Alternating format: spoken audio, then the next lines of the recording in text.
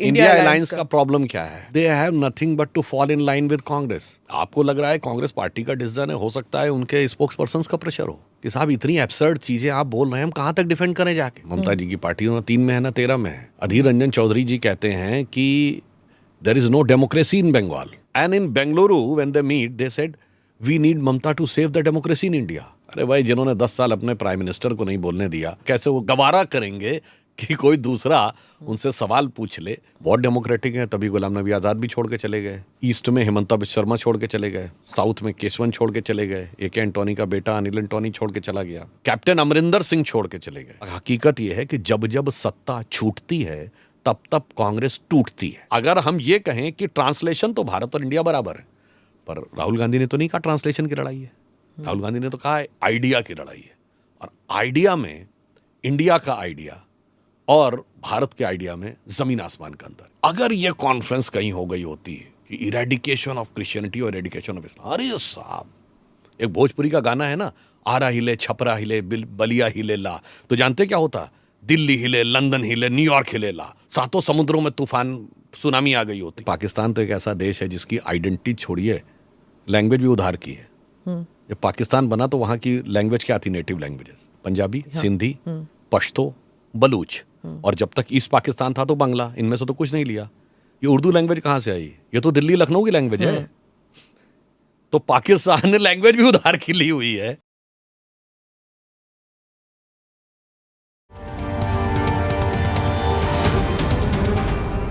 Namaste, Jai Hind. Thank you for making this podcast one of the most watched or listened channels on YouTube and audio platforms.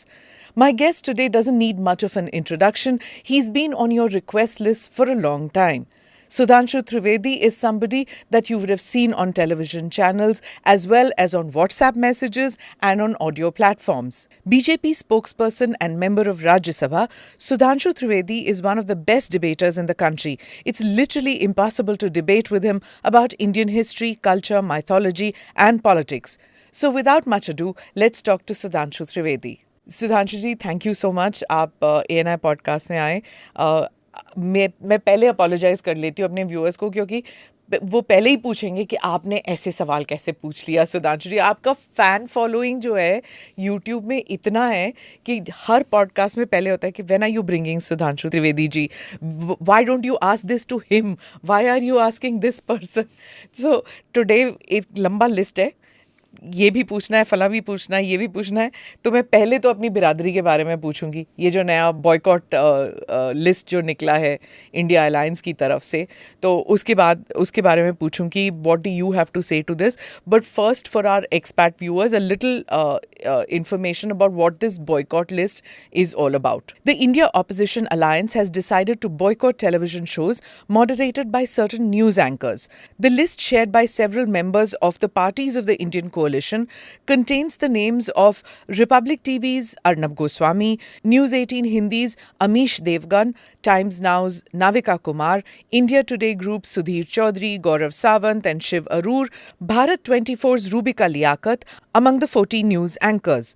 The opposition alliance believes that this step is necessary because the BJP has captured the narrative unfairly in mainstream English and Hindi media via the debates anchored by these journalists. तो बताइए, आप क्या समझते हैं कि ये boycott list open में क्यों आया है? क्योंकि कई बार ऐसे होता है दैट पॉलिटिकल पार्टीज़ जो हैं वो किसी एक एंकर के शो में नहीं जाते।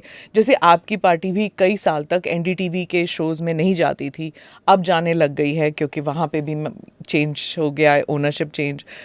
तो why did they have to come out with it? आपके व्हाट डू यू थिंक? मुझे लगता है कि ये जो एक typical characteristic, you can say entitlement oriented mindset है कांग्रेस पार्टी का, जो आज से नहीं है। मजरूर सुल्तानपुरी ने लिख दिया था जवाहरलाल नेहरू के खिलाफ एक आर्टिकल कि उनके स्टाइल ऑफ फंक्शनिंग में हिटलर की झलक मिलती है। 2 साल बेचारे जेल में रहे थे। इमरजेंसी के समय लिख दिया था संजय गांधी के कार्यक्रम में आने से किशोर कुमार ने केवल गाना गाने से मना कर दिया था, तो ऑल इंडिया रेडियो से वो बाहर कर दिए गए थे। आप याद करिए, चंद सवाल पूछ लिए थे राजीव गांधी से, तो इंडियन एक्सप्रेस के ऊपर बिजली काट दी गई थी। इतना ही नहीं, याद करिए the post and telegraph bill which has been put in the pocket by Giani Zail Singh, वो क्या था? आज की जनरेशन को याद नहीं होगा. I would like to remind them. It was a bill proposed by Rajiv Gandhi government because at the time they were having huge brutal majority. So they have passed a bill that government of at that time was having an authority to open anybody's letters and can read it. And if anything objectionable is found, then the government can take appropriate action. But fortunately, the then President Gyani Jail Singh never returned that bill, which is the only bill in the history of India which was never returned. Like, I would like to ask, can a government say that we should have right to read everybody's email, messages and WhatsApp? But And then... the allegation is that you do it through Pegasus. No.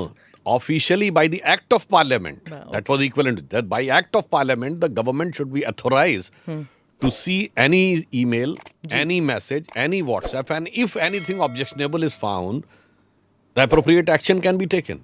This was the level.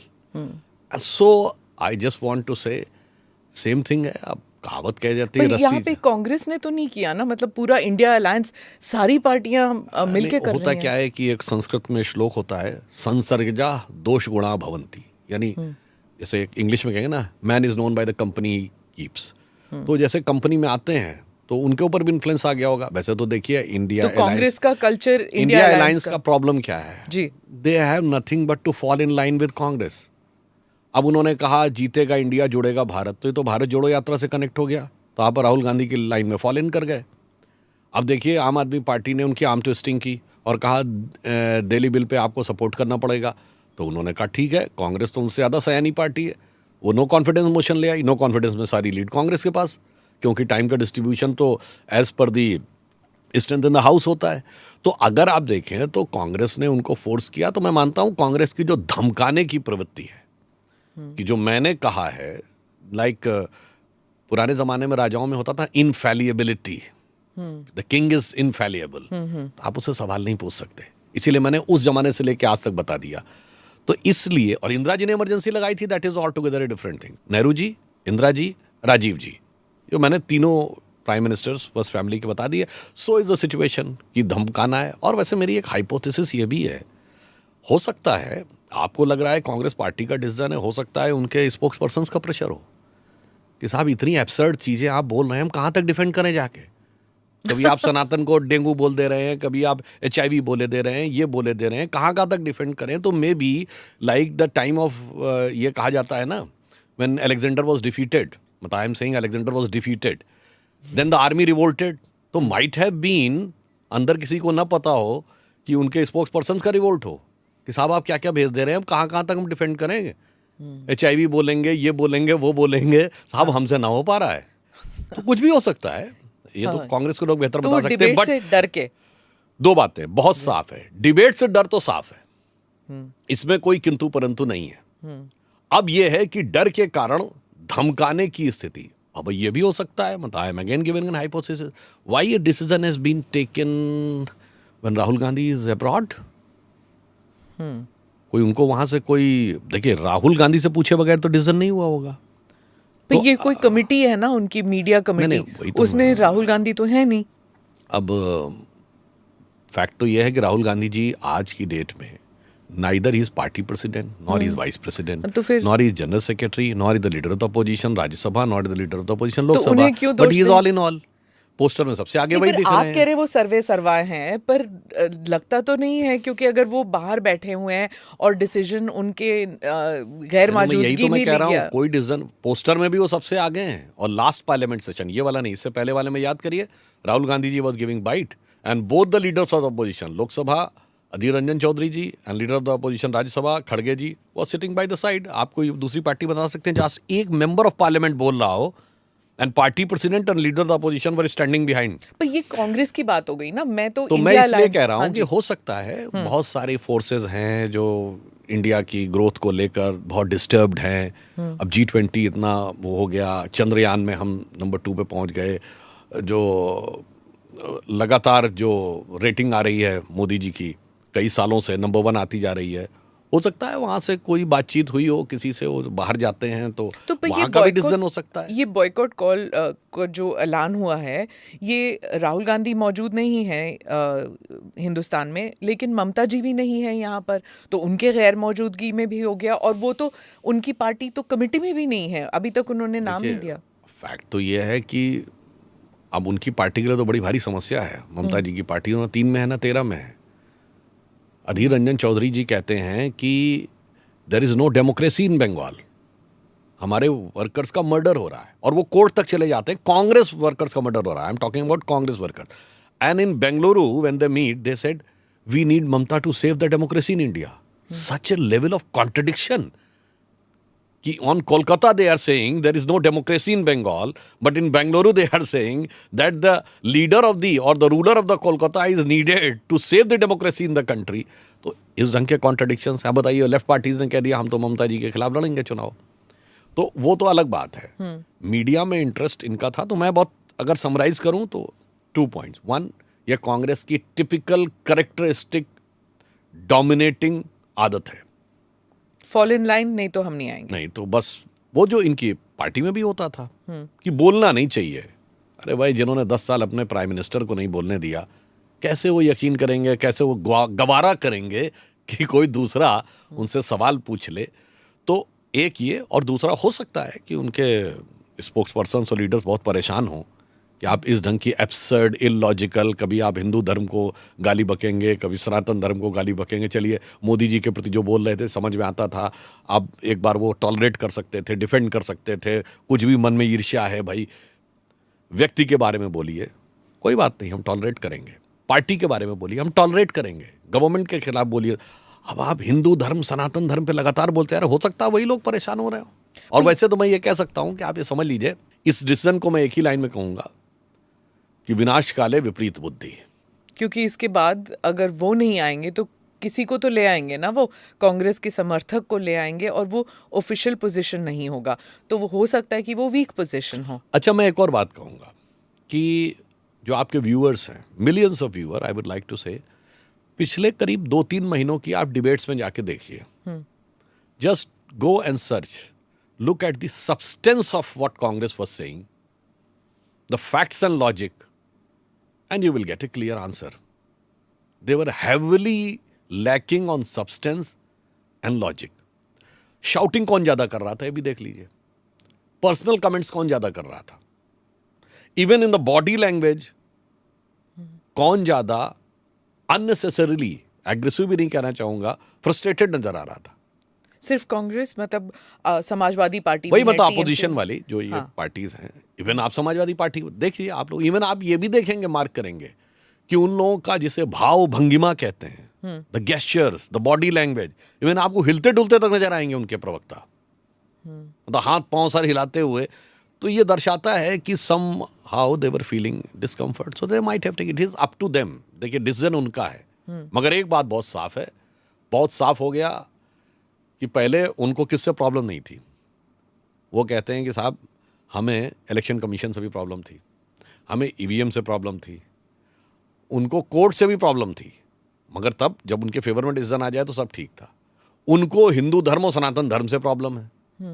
वो तो उस विचारधारा के साथ है जो कहते हैं इंडिया कभी एक कंट्री रहा ही नहीं, उसमें तो 22 नेशनलिटीज हैं। इसमें तो अगर आज उनको मीडिया के साथ भी प्रॉब्लम है, तो इसका मतलब हम ये कह सकते हैं कि जिसको हर जगह प्रॉब्लम नजर आ रही हो, इसका मतलब उसे अपनी दिमाग और आंखों का इलाज कराना चाहिए, बजाय, दूसरे शब्दों में मैं कह सकता हूं कि बुरा जो देखन में चला, बुरा न मिलिया कोई, जो दिल खोजूं अपना, मुस्सा बुरा न कोई, ये कांग्रेस के लिए एकदम सही उचित उतरता है। सर, पर इनमें से कई कहते हैं कि लेवल प्लेइंग फील्ड नहीं है, मीडिया जो है एडिटोरियली वो बीजेपी की तरफ झुक चुकी है और कई सालों से झुक चुकी है। तो जो जिस तरह वो सवाल पूछते हैं आपसे, और जिस तरह वो सवाल पूछते हैं शायद पवन खेरा से या सुप्रिया श्रीनेत से, उनका लहजा ही अलग है। जो एंकर्स हैं, वो उनका झुकाव जो है, और वो एडिटोरियली बोलने लग गए हैं। मतलब पहले होता था कि एंकर का काम होता था, चलिए आप बोलिए, और शायद कंक्लूजन में कुछ, लेकिन कई सालों से देखने में आया है कि एडिटर्स, जो एंकर्स हैं, वो बायस्ड हैं, बहुत ओपनली बायस्ड हैं। अब उसका भी मैं जवाब देता हूँ। एक्चुअली में क्या है, इंडिया में डेमोक्रेसी आई 1947 में, जी तो राजे रजवाड़े गए, तो उस समय उनको बहुत तकलीफ हुई थी कि my authority, absolute authority, it is been diminished. But फिर रियल डेमोक्रेसी आई 77 में। सब तक एक ही पार्टी रूल था, अब दूसरी पार्टीज भी जीतने लगी। अब अफसोस क्या हुआ कि मीडिया के अंदर वो जो वन पार्टी कंट्रोल था, जैसे लाइटर नोट WTO ने कहा था ना कि monopolies restrictive trade practice act MRD। अब वो जो मोनोपोली थी जी वो मोनोपोली पहले राजे रजवाड़ों की थी, डेमोक्रेसी थी नहीं, 47 में मोनोपोली खत्म हुई। कांग्रेस की मोनोपोली 77 में खत्म हुई कि साहब सेंटर में तो हम ही रूल करेंगे। अब ये मीडिया में जो मोनोपोली थी, इसकी बजाय जो डेमोक्रेसी आनी शुरू हुई, जैसे मैंने कहा ना, टेक्निकल डेमोक्रेसी 47 में आई, एक्चुअल डेमोक्रेसी 77 में आई। जब श्री राम जन्मभूमि आंदोलन आया 90s में, वर्नाकुलर मीडिया में डेमोक्रेसी आनी शुरू। डेमोक्रेसी मतलब दूसरे व्यू को भी सुनिए ना, look at the other aspect also. अब क्या हुआ, मगर उसके बावजूद the control was so strong in the national media. अब पिछले 8-9 साल में वो भी दूसरे व्यू को समझने लगे, दूसरे व्यू पे क्वेश्चन पूछे जाने लगे। तो अब वो जो ट्रू डेमोक्रेसी आ रही है, तो जैसे फ्यूडल लॉर्ड्स को प्रॉब्लम होती थी, मुझसे सवाल कैसे पूछ लिया गया, मेरे से पूछने का लहजा ठीक नहीं है, उससे पूछने का लहजा ठीक है। तो मुझे लगता है और कुछ नहीं, this is a churning process when the media is getting truly democratized. So there has been a desperate attempt by these parties who want to terrorize the media. Sir, आपने 70s का जिक्र किया था, तो मैं उसी के बारे में पूछूंगी। जो 70 के दशक को अगर हम देखें और उसके बाद 90 के दशक, there was a leftist media and there was एक तरफ लेफ्टिस्ट मीडिया था एंड दूसरी तरफ वो जो कांग्रेस पार्टी का जो इकोसिस्टम था वो था। समवेयर वो मर्ज कर गया और आप 90s के दशक में आप चर्न की बात कर रहे हैं, because that the editors were still the who were the leftist media and the editors were still those who had fought the Congress. But कहीं ना कहीं वो merge हो गया, वो compromise हो गया, I should say. The pro-Congress ecosystem and the left ecosystem merged, क्योंकि उनकी सरकारें भी तो merge कर गई ना, जब coalitions होने लग गई तो ये दोनों merge कर गई। अब 90s के दशक में you got another set of journalists who came, who were writing in favor of Atal Bihari Vajpayee, they were writing in favor of Advani जी। अब वो editors जो हैं या वो opinion makers जो हैं, they rose in ranks और धीरे धीरे they became in positions of power in the news media। तो न्यूज़ रूम में बदलाव आने लग गया 90 के दशक में और उसके बाद 2000s and of course there was a huge fan following for Atal Bihari Vajpayee जब वो प्रधानमंत्री बने। Then comes their era of coalitions, फिर मीडिया में they didn't know which way to go। अब जो है it is quite clear, कोई भी आप चैनल खोल लीजिए, it's quite clear that it's a pro BJP bias that is there। No, जो आपने कहा कि गवर्नमेंट चेंज हुई, कोई इसमें प्रो गवर्नमेंट और वाजपेयी जी के फेवर में रहे फिर कोलिशन में कंफ्यूज रहे, ऐसा कुछ नहीं रहा। The agenda was very clear since 60s and if somebody is having any confusion they can go and read Mitrokin's archive, KGB and the World Part 2, how the media was controlled in 60s and 70s. I am giving you an example. There was one journalist whose name was Yuri Bachmanev, who used to work in India in 60s and 70s, and actually he was a KGB agent. He finally defected to Canada, and then he has given an interview in Canadian media and has given a very clear-cut elaboration of how the media was controlled at the time, and the reminiscence is still continuing. He has given a phrase, ideological subversion.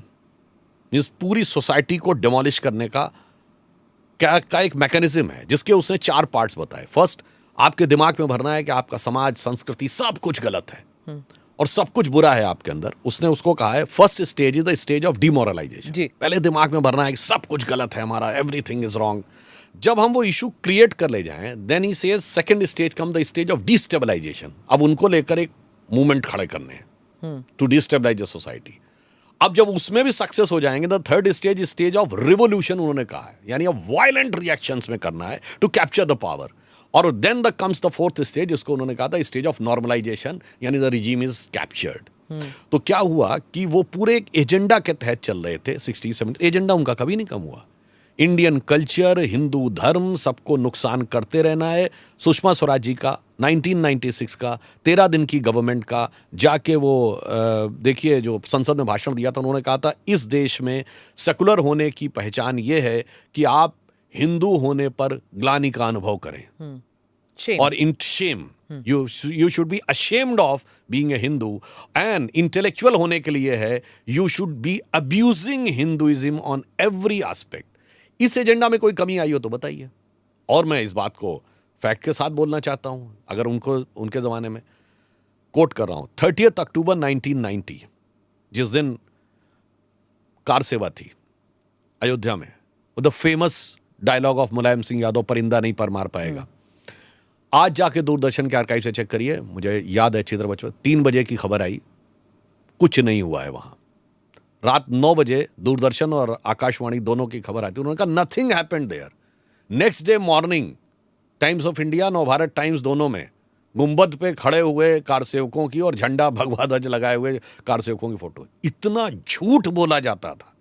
Fact ये, और इसलिए गोली 30 अक्टूबर को नहीं चली थी, मैं फिर रिमाइंड कर दूं, वो लोग भूल गए, 2 नवंबर को गोली चलवाई गई क्योंकि the government got frustrated because they were ashamed in front of people कि ये क्या हो गया, हमने तो कहा था कुछ नहीं हुआ, ये कैसे। और ये इंश्योर किया गया था कि वो मीडिया की कोई खबर ना जाने पाए। मैं याद दिलाना चाहता हूं 29 अक्टूबर एंड 30 अक्टूबर 1930 लखनऊ आने वाली सारी ट्रेनें कैंसिल, लखनऊ आने वाली सारी फ्लाइट्स कैंसिल, लखनऊ आने वाली सारी बसेस कैंसिल, कोई प्राइवेट व्हीकल भी नहीं आ सकता है, only government vehicle, all STD calls blocked, यानी आप शहर के बाहर ना फोन कर सकते ना कुछ। इसके बावजूद अब वो जर्नलिस्टों का हुनर था कि वो कैसे पहुंचा ले गए वो फोटो बाहर। तो इतना बड़ा झूठ जिन लोगों ने बोला, तो उनको लगता था ये है, कोई सवाल ही मुझसे नहीं होना चाहिए, सिर्फ एक तरफा सवाल होना चाहिए। अब दोनों तरफ के सवाल आने लगे हैं तो अनकंफर्टेबल होगा। जैसे मैं कहूंगा ना, किंगशिप का जमाना था, बाद अब्बा मुलायजा होशियार, कहा जाता था सजदे में निगाह रहे तमाम, होश खिरत पेश बादशाह रहे। तो मतलब झुक के ही बात करनी है, सवाल तो पूछना नहीं है। अगर खड़े होकर सवाल पूछता है उसे लगता है क्या तरीका है बोलने का। अदरवाइज एक भी सब, अब मैं छोटी सी बात बताता हूं, उनको लगता है कि कोई मीडिया ज्यादा पूछ रहा है। अब बताइए, आप ये कहेंगे राहुल गांधी जी बाहर जाके बोले, जब मुस्लिम लीग से उनके रिलेशन में पूछा गया, उनका आप देखिए word and tone and tenor, Muslim League is absolutely secular, no problem about it, I don't have any problem. Muslim League is absolutely secular. I am having no problem about it. And BJP is communal.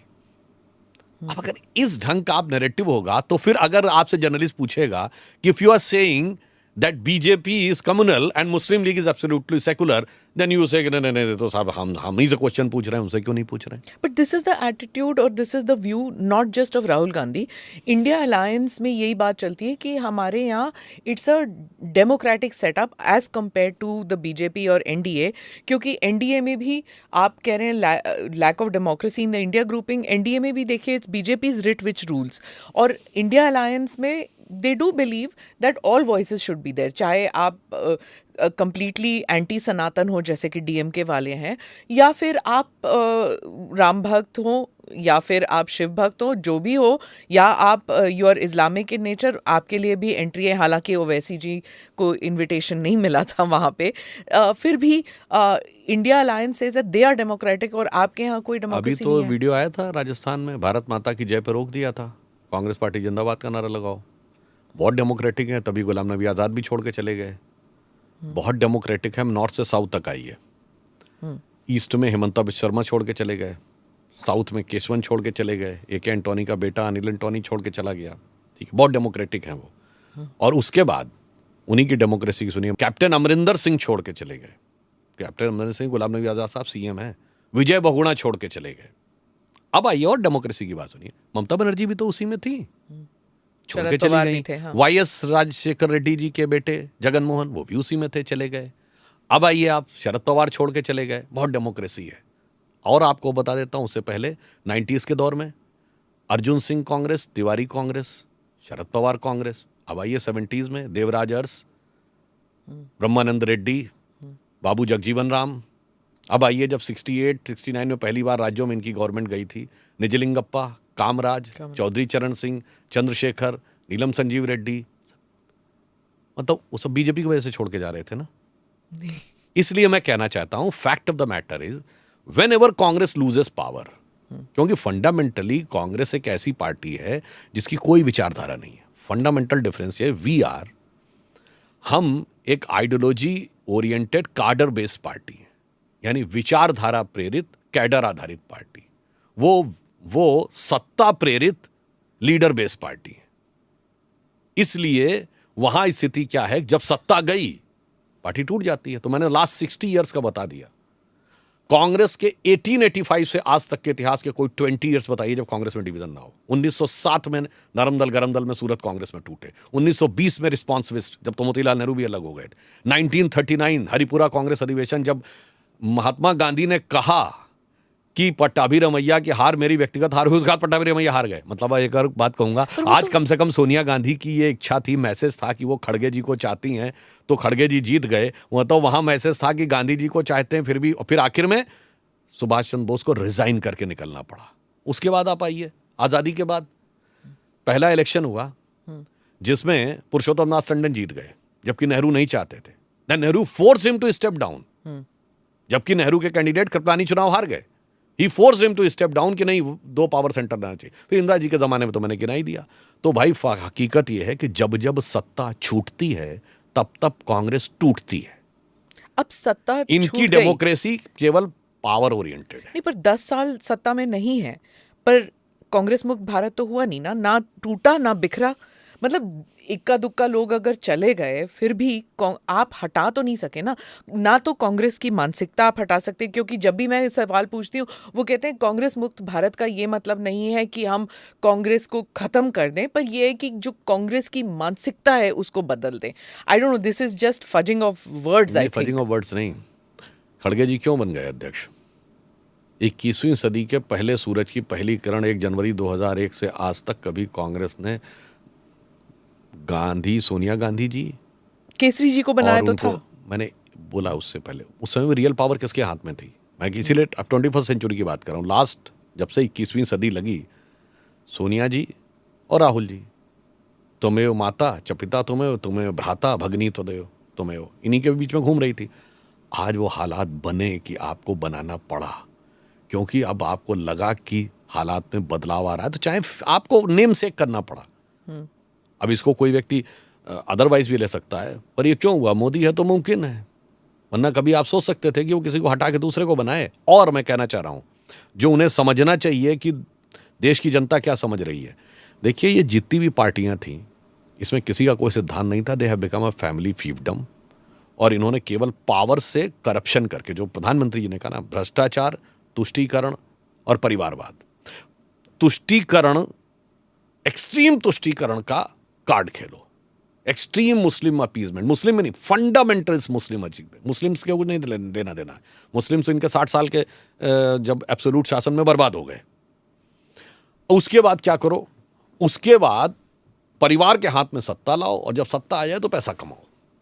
मगर अब जो younger generation अब समझदार होती जा रही है, अब रेट ऑफ लिटरेसी भी 80% के आसपास हो गई। अब 2019 का इलेक्शन देखिए, नॉर्थ टू साउथ, परिवार के सारे अलंबरदार चुनाव हार गए। महबूबा मुफ्ती कश्मीर में चुनाव हार गई, पंजाब में बादल परिवार चुनाव हार गया, हरियाणा में हुड्डा जी और उनके बेटे चुनाव हार गए, राजस्थान में अशोक गहलोत जी के बेटे चुनाव हार गए, उत्तर प्रदेश में अखिलेश जी की पत्नी चुनाव हार गई, बिहार में लालू यादव जी की बेटी चुनाव हार गई, आंध्र में आप आइए, तेलंगाना में केसीआर की बेटी चुनाव हार गई, चंद्रबाबू नायडू के बेटे चुनाव हार गए, देवगौड़ा जी के बेटे चुनाव हार गए, और परिवारवाद के सबसे बड़े प्रतीक राहुल गांधी जी चुनाव हार गए। आंखें खोलिए, अब देश का यूथ इंटाइटलमेंट पे भरोसा करने के लिए तैयार नहीं है कि मैं सिर्फ पैदा हुआ इसलिए मुझे इसका मिलना है। You have to prove the worth, you have to prove कि व्हाट यू आर डूइंग। इसलिए इनको ये प्रॉब्लम नजर आ रही है। ये परिवारवाद के जो प्रोडक्ट्स हैं उनको आपने अपनी पार्टी में ले लिया, अमरिंदर सिंह को ले लिया आपने, अनिल एंटनी को ले लिया। I don't have anything against them, I don't mean to denigrate their जो भी उनके अचीवमेंट्स हैं, लेकिन इतने सारे हैं, ज्योतिरादित्य भी हैं, इन सबको आपने अपनी पार्टी में क्यों लिया? फिर ज्योतिरादित्य तो मध्य प्रदेश कांग्रेस के अध्यक्ष थे। हाँ, तो क्यों हमने मध्य प्रदेश कांग्रेस के अध्यक्ष को लिया है। अगर आपको लगता परिवारवाद है तो आप बताएं कि आपने मध्य प्रदेश कांग्रेस का अध्यक्ष उन्हें क्यों बनाया था? हमने पंजाब के एक्स सीएम को लिया है, कैप्टन अमरिंदर सिंह को। हमने उनके पॉलिटिकल स्टेटस के बेस के ऊपर लिया। पॉलिटिकल स्टेटस तो आपने बनाया था। आप इस और परिवारवाद और परिवार में क्या अंतर होता है, ये ऐसे आपको बताता हूं, जैसे पूंजी और पूंजीवाद में अंतर। पूंजी मनी तो सबको चाहिए ना, जिंदगी जीनी है, जीवन यापन करने के लिए खर्चा पैसा चाहिए, धन संपत्ति सबको चाहिए, परंतु सारी धन संपत्ति मेरी होगी, ये पूंजीवाद है। उसी प्रकार किसी के परिवार का कोई व्यक्ति कभी राजनीति में नहीं आ सकता, कोई पार्टी नहीं ज्वाइन कर सकता, ये नहीं कहा जा सकता, परंतु one and only absolute control मेरा ही रहेगा पार्टी पे, मेरे बाद मेरे परिवार का रहेगा। जैसे 2023 है, खड़गे जी अध्यक्ष बन गए, पर पोस्टर में राहुल गांधी आ गए हैं। कांग्रेस पार्टी राहुल गांधी जी को लेकर जितना तेज डिफेंड करती है हर चीज में, यह है 2023। 1920 में कांग्रेस का अध्यक्ष कौन था? मोतीलाल नेहरू। 1929 में मोतीलाल नेहरू, 1930 द फेमस लाहौर कांग्रेस अधिवेशन, जिसमें 26 जनवरी 1930 को पूर्ण स्वराज का प्रस्ताव पारित हुआ। The Congress presidency transferred from Motilal Nehru to Jawaharlal Nehru. तो साहब 100 साल से मेरा कंट्रोल है पार्टी के ऊपर, प्रैक्टिकल कंट्रोल मेरा है। दिस इज परिवारवाद। आप पोस्टर्स की बात करते हैं, आपकी पार्टी में भी तो कुशाभाऊ ठाकरे अगर प्रेसिडेंट हैं तो तस्वीर तो होती थी अडवाणी जी की या वाजपेयी जी की, और अब अगर नड्डा जी हैं ज्यादातर तो मोदी जी की तस्वीर है हर जगह। आप पार्टी के किसी भी कार्यक्रम में देखें, मोदी जी और नड्डा जी दोनों की फोटो है। हाँ, है तो किसी सही, भी प्रोग्राम, किसी प्रोग्राम में देखिए, it is always everybody knows तो वो तो बात नहीं, बात है सर्वोच्च नेता तो वही है। जब अटल जी सर्वोच्च तो फिर नेता वहाँ थे, तो अटल सर्वोच्च जी थे। नेता गांधी परिवार है। बिल्कुल आपकी सही और बात है। अगर आप टीएमसी को देखिए तो ममता जी की तस्वीर है। अब अगर आप समाजवादी पार्टी को देखिए तो अखिलेश है, उससे आपने पहले बहुत सही मुलायम बात सिंह। कही। हाँ, तो फिर ऑफिशियली पोस्ट पे रहिए ना। नड्डा जी अध्यक्ष हैं इसलिए उनकी फोटो है, प्रधानमंत्री जी प्रधानमंत्री हैं इसलिए उनकी फोटो है। ये नहीं हो सकता ना कि प्रधानमंत्री डॉक्टर मनमोहन सिंह रहेंगे, फिर एक नेशनल एडवाइजरी काउंसिल क्रिएट की जाएगी जिसका चेयरमैन होगा, जिसको रैंक ऑफ कैबिनेट मिनिस्टर होगा, कैबिनेट मिनिस्टर भी नहीं होगा, रैंक ऑफ कैबिनेट मिनिस्टर, फिर वो रैंक ऑफ कैबिनेट मिनिस्टर वाले की फोटो बड़ी होगी। आज राहुल गांधी जी जस्ट मेंबर ऑफ पार्लियामेंट, क्यों छोड़ी अध्यक्षी भाई? आपको रहना चाहिए था, मैं लड़ूंगा, डरो मत, और डर के छोड़ के भाग गए। और प्रधानमंत्री जी ने नाम बदलने के ऊपर पार्लियामेंट में एक वो कविता सुनाई थी ना कि नाम बदलने से कोई किसी की कोई वो नहीं बदल जाता है, तो उन्होंने कहा भाई नाम बदलने से किसी की तकदीर नहीं बदलती है। तो उन्होंने कहा कि नाम बदलने से न बने किसी की तकदीर, और भाग्यचंद की आज तक सोई है तकदीर। उन्होंने ये कहा था, युद्ध छोड़कर भागते नाम भले रणधीर। युद्ध छोड़कर भागते नाम भले रणधीर, और भाग्यचंद की आज तक सोई है तकदीर। और नाम बदलने से न बदले भाग्य की रेखा, ये काका हाथरसी कविता थी। नाम बदलने से न बदले भाग्य की रेखा, स्वर्ण सिंह के हाथ कड़ा लोहे का देखा। तो इसलिए आपको क्यों युद्ध छोड़ के भागे? आपको खड़े होकर स्टैंड रहना चाहिए। देखिए जमीन आसमान का अंतर है। आपकी खानदानी जागीर थी, आप अमेठी उसको ये मानते थे, और आप हार गए और छोड़ के आप चले गए। मैं ये नहीं कर रहा। और मोदी जी सोचिए, 2004 और 2009 उत्तर प्रदेश में हम 10-10 लोकसभा केवल जीते थे, 80 में 10 ओनली। 2007 और 2012 की विधानसभा, 2007 में हमारे 52 या 53 विधायक 400 में, और 2012 में 47 विधायक, यानी हम मेन अपोजिशन पार्टी भी नहीं थे। और वहां से आके फिर लड़ते हैं वाराणसी से, और 73 लोकसभा सीटें, 325 विधानसभा। ये होता है लीडर, कि हम आए, लड़े और उठकर खड़े हो गए, पार्टी को खड़ा कर दिया। और एक ये होता है कि भाई युद्ध छोड़कर भागते नाम बड़े रणधीर, और उसके बाद आप कहेंगे कि जी नहीं साहब हमारे यहाँ तो इसलिए फंडामेंटल डिफरेंस। पोस्ट ऑन करिए, देन आप बिल्कुल आप सर्वोच्च नेता। नाम बदलने की बात चल रही है, तो बताइए, ये भारत इंडिया, इंडिया भारत, नाम बदल रहे हैं इस बार? देखिए मेरा ये मानना है कि अगर हम ट्रांसलेशन की बात करें तो संविधान में इंडिया भी है, भारत भी है। हमने तो नहीं कहा हम इंडिया के खिलाफ है, हमने भारत नाम लेना शुरू किया तो उनके पेट में क्यों दर्द होने लगा? भाई वो भारत के खिलाफ देख रहे हैं, हम तो इंडिया के खिलाफ नहीं देख रहे हैं। हम तो कह रहे हैं भारत जोड़ो यात्रा था, भारत के खिलाफ तो नहीं है, पर ये है कि आप क्या सच में नाम बदलने वाले हैं? काशी से बनारस बना, बनारस से वाराणसी बन गया। इंडिया का फुल फॉर्म आप पूछिए तो एक झटके में 10 में से 9 लोग इंडिया के नहीं बता पाएंगे, INDI वालों के। और पहले दिन का तो मैं आपको मजेदार वाकया बताऊं, मैं टीवी डिबेट पे था, और ये जाके कोई चेक कर सकता है। मैंने उनके प्रवक्ताओं से पूछा कि जरा अपने गठबंधन का हिंदी में नाम तो बता दीजिए। या किसी भी भारतीय भाषा में नाम बता दीजिए, तो गूगल देख के भी नहीं बता पा रहे थे। इसका मतलब क्या हुआ, your entire thought process was in English and then it finally culminated on abbreviation.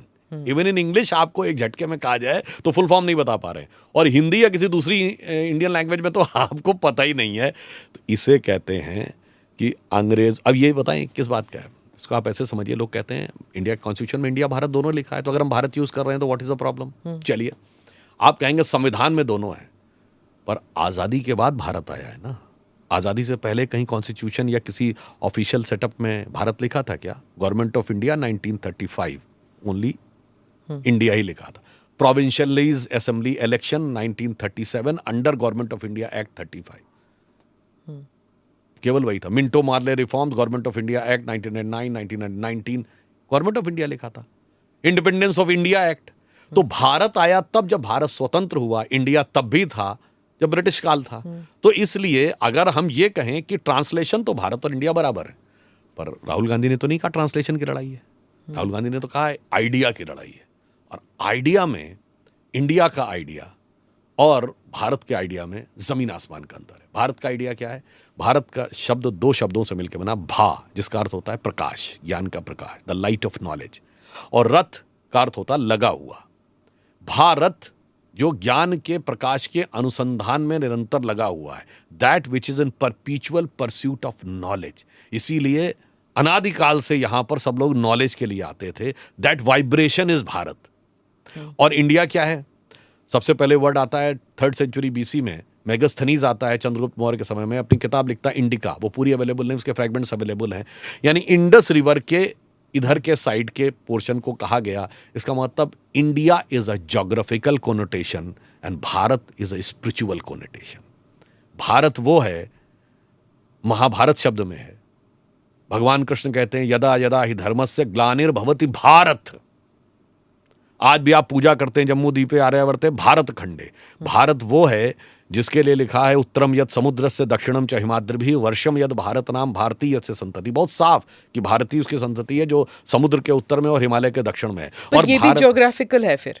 नहीं, बता रहा हूं। और वो क्या है, उसी जिस आप विष्णु पुराण की बात कहते हैं उसी में आगे लिखा है गायन्ति देवः किल गीतकानि धन्यास्तुते भारत भूमि भागा स्वर्गापवर्गास्पद भाग हेतो भवन्ति भूयः पुरुषा सुरत्वात्। इसका अर्थ हुआ देवता भी जिसकी स्तुति में गीत गाते हैं वह भारत भूमि धन्य है, क्योंकि स्वर्ग में देवता रहने के बाद, समस्त सुखों का उपभोग करने के बाद भी मनुष्य रूप में यहाँ जन्म लेने के लिए लालायित रहते हैं, क्योंकि यही वो मोक्ष भूमि है, यह पुण्य भूमि है, मुक्ति यहीं से मिलती है।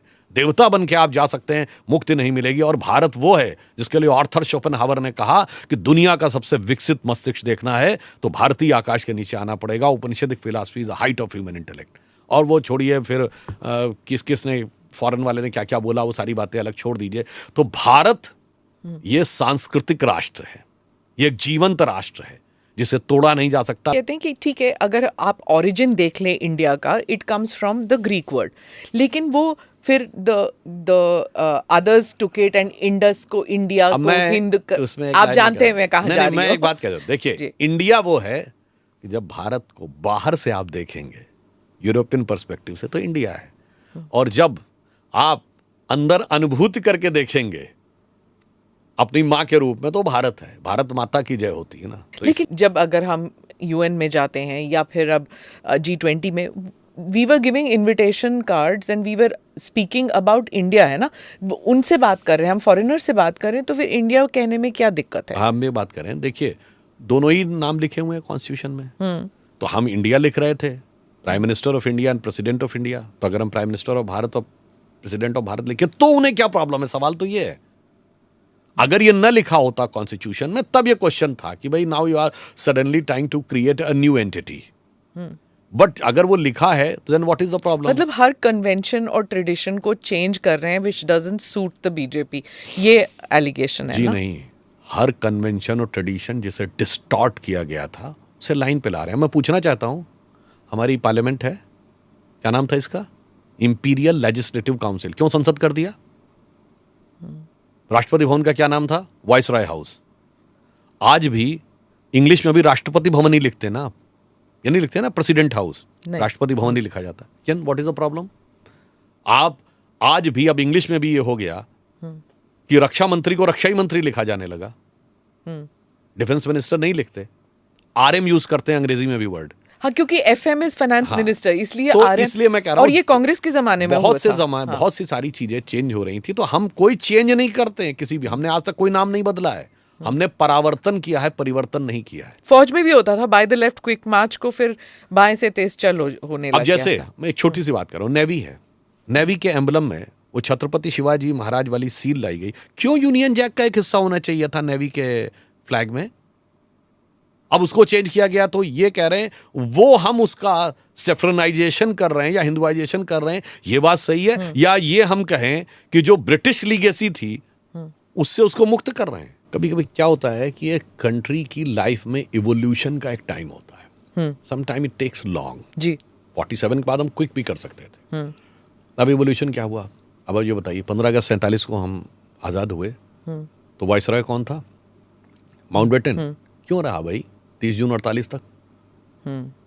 जिन्ना ने तो वाइसरॉय से शपथ नहीं ली, उसने तो आप रहे, हमारे यहाँ क्यों रहे? चलिए कोई 48 तक वो रहे, शायद बहुत से लोगों को पता होगा।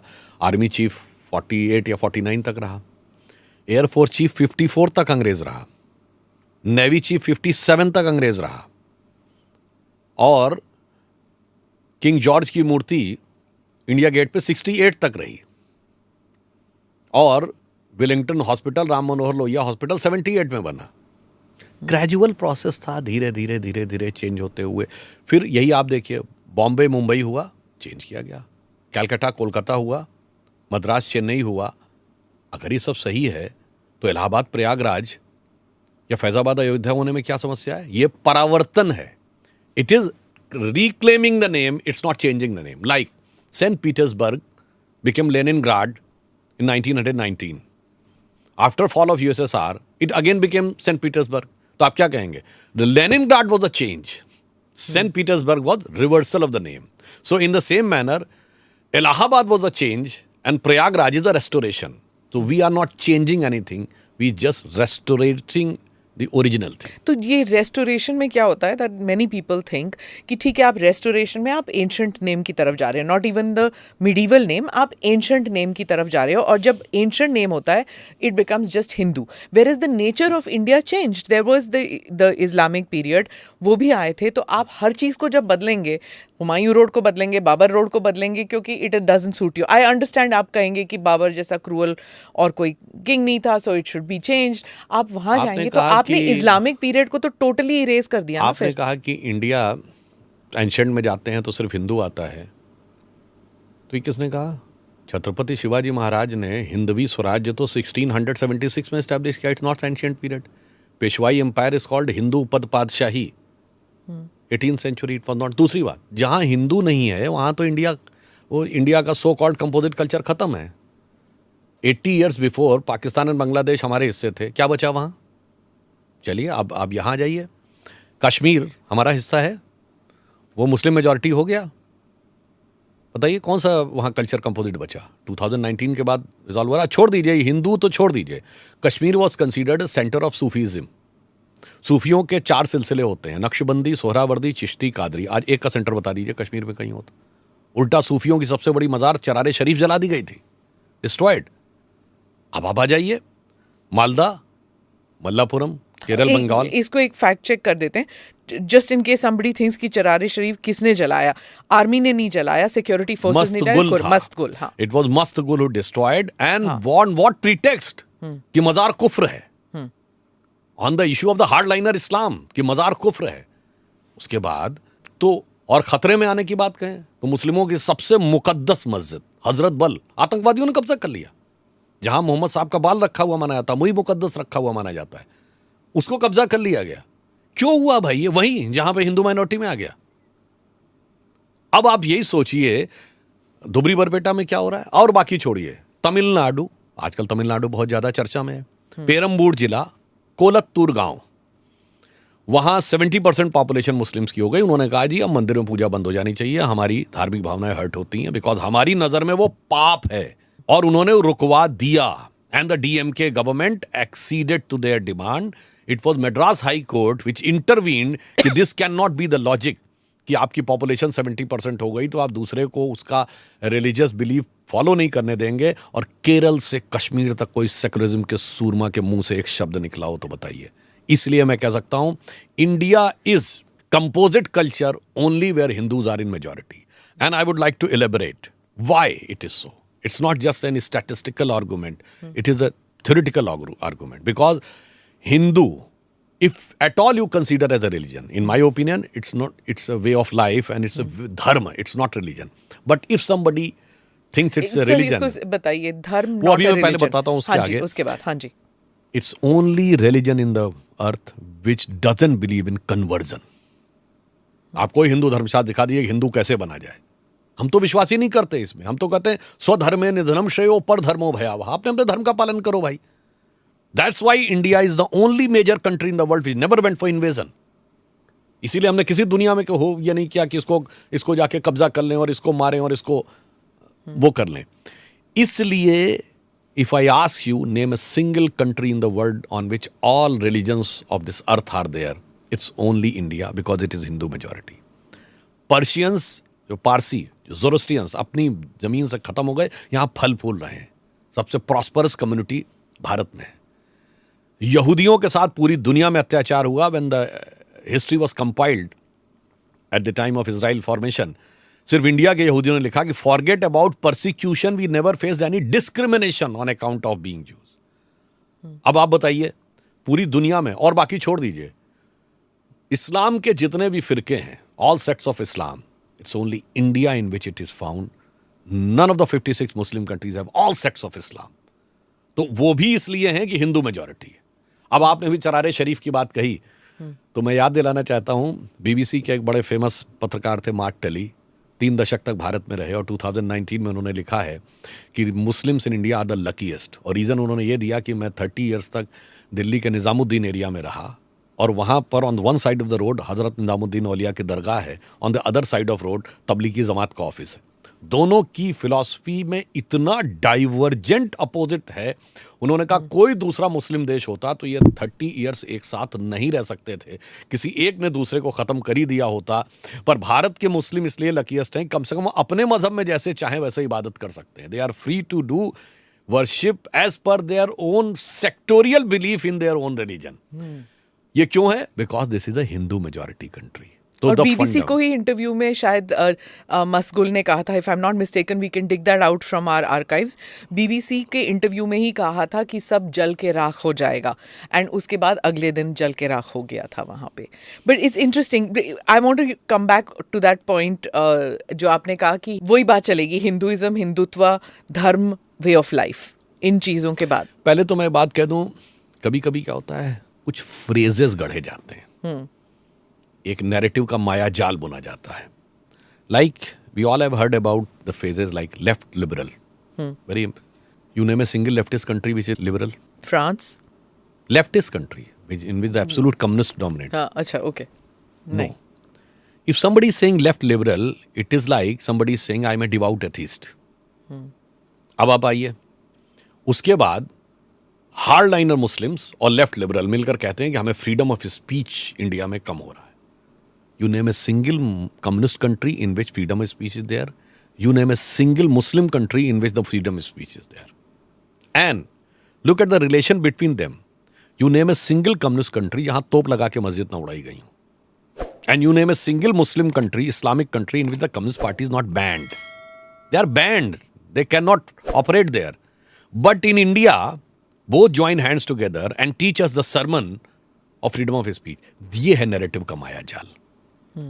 इसलिए जो फ्रेजेस गढ़े जाते हैं, अब मैं आगे कहता हूं जो मैंने क्यों कहा.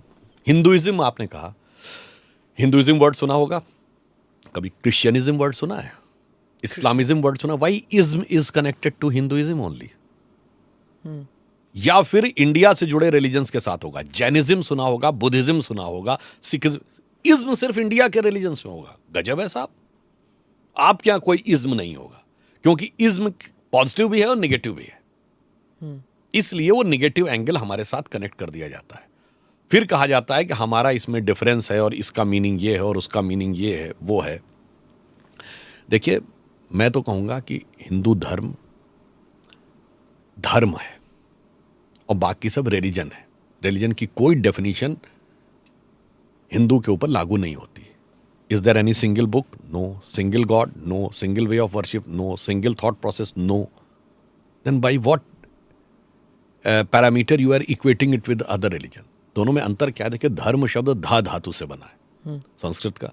धा का अर्थ होता है धारण करना। धरती शब्द इसी से बना है, धारण शब्द भी इसी से बना है। धर्म का लिटरल मीनिंग है धारणातिथि धर्म। वह तत्व जो आप पूरे यूनिवर्स को धारण करता है वो धर्म है। इट्स नॉट ये कि हमको धारण कर रहा है। और रिलीजन के लिए अपने यहाँ शब्द है पंथ। पंथ का मतलब होता है रास्ता भी होता है। तो मैं ऐसे कह सकता हूं कि धर्म इज लाइक धरती, द अर्थ, एंड पंथ इज लाइक पाथ्स। अंग्रेजी का पाथ शब्द जो है वो पथ से ही बना है संस्कृत के।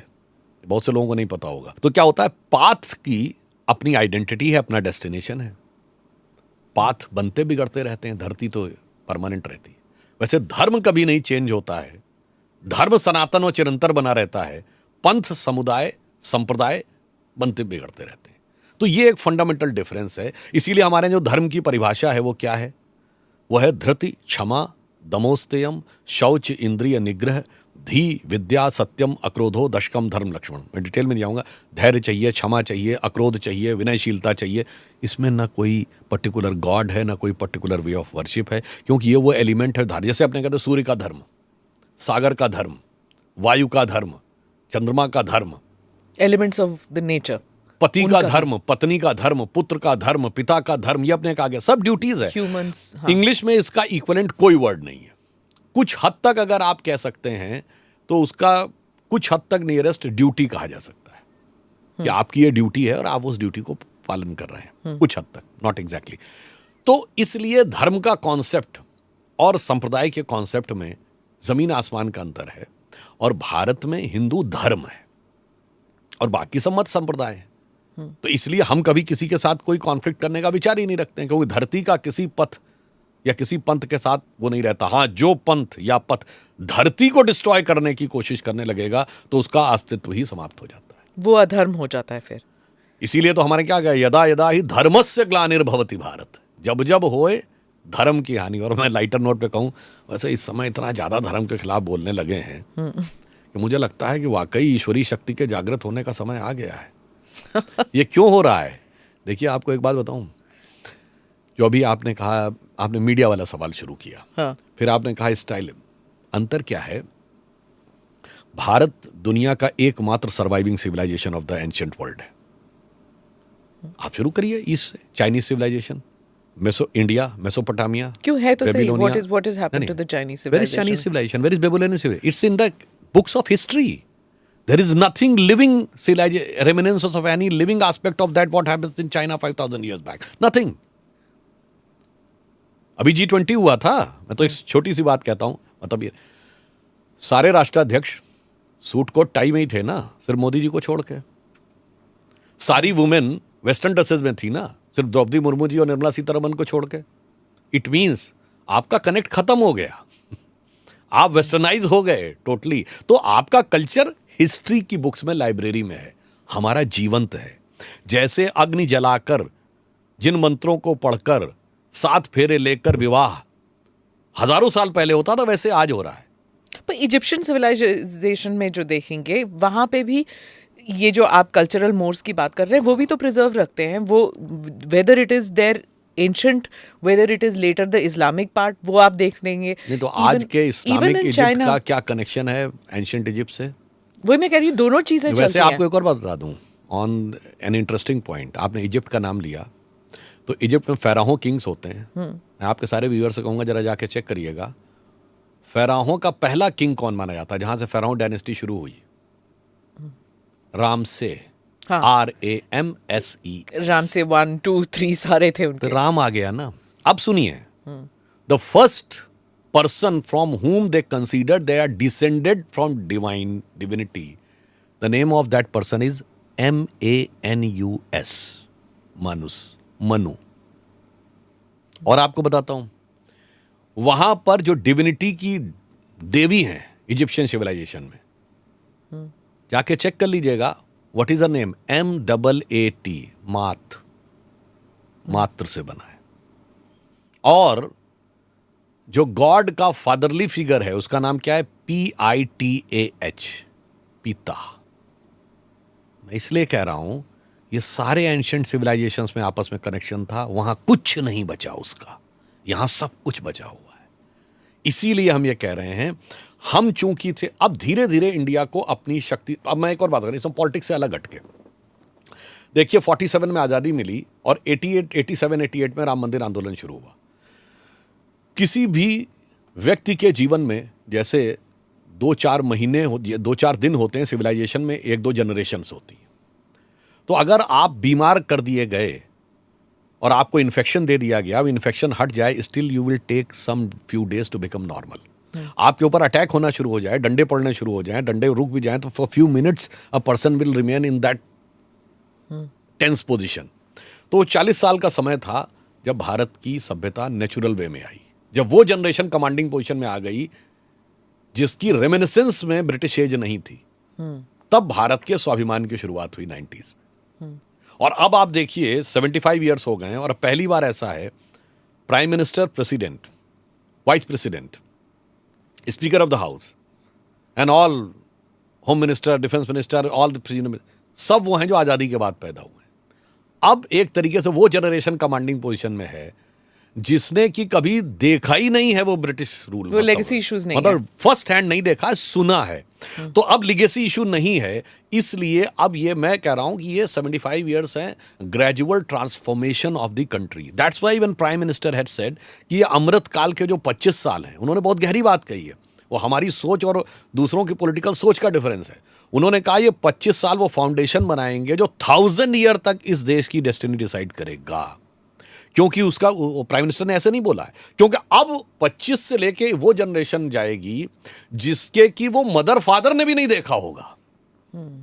यानी अभी तक तो मान लिया हमारी जनरेशन ऐसी है जिसने अपने ग्रैंड पेरेंट्स से तो सुना है कि पार्टीशन में क्या हुआ था, ब्रिटिश रूल कैसा था। अब 25 साल बाद वो जनरेशन हो गई जिसके वो ग्रैंड पेरेंट्स भी खत्म हो गए होंगे।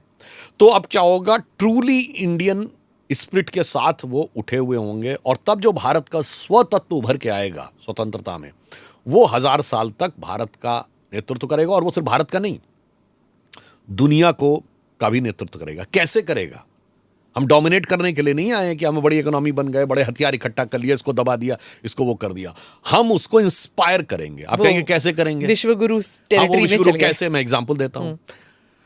मोदी जी प्रधानमंत्री बने और जब योग दिवस का प्रस्ताव आया यूनाइटेड नेशंस में, मोर देन 170 कंट्रीज, मुझे याद नहीं 173 था, 174 था, more than 170 countries not only supported this, they became the second proposer, which has never happened in the history of United Nations. और अभी लास्ट योग दिवस पे जब यूएन हेडक्वार्टर्स पे मोदी जी ने योग किया, 135 देशों के रिप्रेजेंटेटिव थे। अच्छा, उन 170 में 40 से अधिक मुस्लिम कंट्रीज हैं। तो आप सोचिए कि अगर एक आदमी योग कर रहा है अपने घर में बैठ के, in any of these 170 countries, he is getting benefited and he is getting positively benefited. So he is developing a respect for India without any dominance of weapon, without any dominance of economy, without any dominance of power. ये है विश्व गुरु वाला element जो हमारे अंदर है। और ये आया कहां से योग? अरे भाई हमारे षट दर्शन में ही तो है ना। वेदों में 6 दर्शन है, सांख्य, न्याय, वैशेषिक, योग, मीमांसा, वेदांत, उसमें योग है जो पतंजलि ऋषि ने दिया। तो अब मैं कह रहा हूं ये है पॉजिटिव इंपैक्ट वर्ल्ड के ऊपर, ये हम देने की स्थिति में। अब दूसरा एग्जांपल दे रहा हूं, हमारी सरकार ने आके क्या चेंज किया? WHO है, WHO वर्ल्ड हेल्थ ऑर्गेनाइजेशन। अब देखिए फार्मास्यूटिकल्स में FDA इतना आगे है, federal drug administration of America. हम 50 साल में उसकी बराबरी नहीं कर सकते, वो रिसर्च में कितना आगे। हम तब उसके बराबर या उससे आगे निकल सकते हैं जब हम पैराडाइम शिफ्ट करें। पैराडाइम शिफ्ट क्या होगा? हमारे पास स्ट्रक्चर्ड नॉलेज आयुर्वेद की अवेलेबल है, उसे सिर्फ कंटेम्प्रेरी कॉन्टेक्स्ट में प्रोड्यूस करना है, यानी युगानुकूल परिवेश में प्रस्तुति करनी है। तो अब WHO में पहले इंटरनेशनल एक सेंटर फॉर ट्रेडिशनल मेडिसिन बना, और सेंट्रल फॉर ट्रेडिशनल मेडिसिन का सेंटर कहां बना? भारत में, जामनगर में, गुजरात में। क्यों? Traditional medicine. अब यहीं पर आपके उस क्वेश्चन का भी आंसर आ जाता है कि वो भी तो थे। आज दुनिया में किसी, ऐसा नहीं मैं कह रहा हूं, चाइनीज के पास भी था ये ट्रेडिशनल मेडिसिन का, इजिप्शियन के पास भी था, बेबीलोनियन के पास भी था, माया, इंका, ऐसा सब खत्म। अब तो कुछ नहीं है ना। Structured, documented and practicing Ayurveda सिर्फ हमारे यहां है। तो that's why we are going to lead. अब ये एक पॉजिटिव इंपैक्ट है, क्योंकि केवल आज से 60-70 साल पहले लोग क्या कहते थे. देखिए कैसे टाइम चेंज हो रहा है. लोग कहते थे हमें ये फूल पत्ती खाने से कोई इलाज होता है क्या, बेकार की बात कर रहे हो, अनसाइंटिफिक बात हो, नीम हकीम खतरा है जान, टेरामाइसिन क्रोसिन मेटासिन ये खाओ. फार्मास्यूटिकल आज क्या कहते हैं, just in span of 50-60 year, नहीं वो हर्बल मेडिसिन, ऑल्टरनेटिव मेडिसिन, ये केमिकल ज्यादा ना लो. तो यानी फिर आप आ गए. और हमारा कितना इम्पैक्ट था मैं ये बताना चाहता हूं. जैसे एक अर्जुन होता है जो हार्ट के लिए बहुत अच्छा होता है, अर्जुन का पौधा, उसको अर्जुनारिष्ट अर्जुनासव होता है, उसके लिए दिया जाता है. You know what is Greek name? The Greek name is Terminalia arjuna. तो यानी वो ग्रीक में भी जो बोटेनिकल नेम है वो भी टर्मिनेलिया अर्जुना, इसका मतलब अर्जुन के नाम पे वो जान रहे थे. यहीं पे मैं कहना चाहता हूं, ये जो हमारे महानुभाव लोग बोलने लगते हैं ना, सनातन इज अ डिजीज. हाँ भाई, उसी पे आना चाहती हूँ क्योंकि लेगेसी इश्यूज की जब हम बात करते हैं, इसमें आप थोड़ा सा अगर इंग्लिश में भी बोल दें, क्योंकि हमारे तमिलनाडु के व्यूअर्स जो हैं they would prefer to hear it in English. तो जो सनातन को लेकर जो वहाँ पे भी लेगेसी इश्यूज हैं, because Tamil Nadu has had an anti Sanatan movement since India came into being और सिंस इंडिपेंडेंस, और उसके बाद 69 में आप जानते हैं, मैं पॉलिटिकली बात कर रही हूँ, एंड इट इज सिस्टमैटिकली सनातन धर्म has faced issues in Tamil Nadu. तो उसको लेकर अब जब आप बात कर रहे हैं कि it becomes an issue, because अब जब उदयनिधि ने कह दिया, उसके बाद even the Congress is supporting, क्योंकि उनके स्पोक्स पर्सन ने भी कह दिया इन कर्नाटका, तो वो सब एक they are seeing that is the next issue in Tamil Nadu.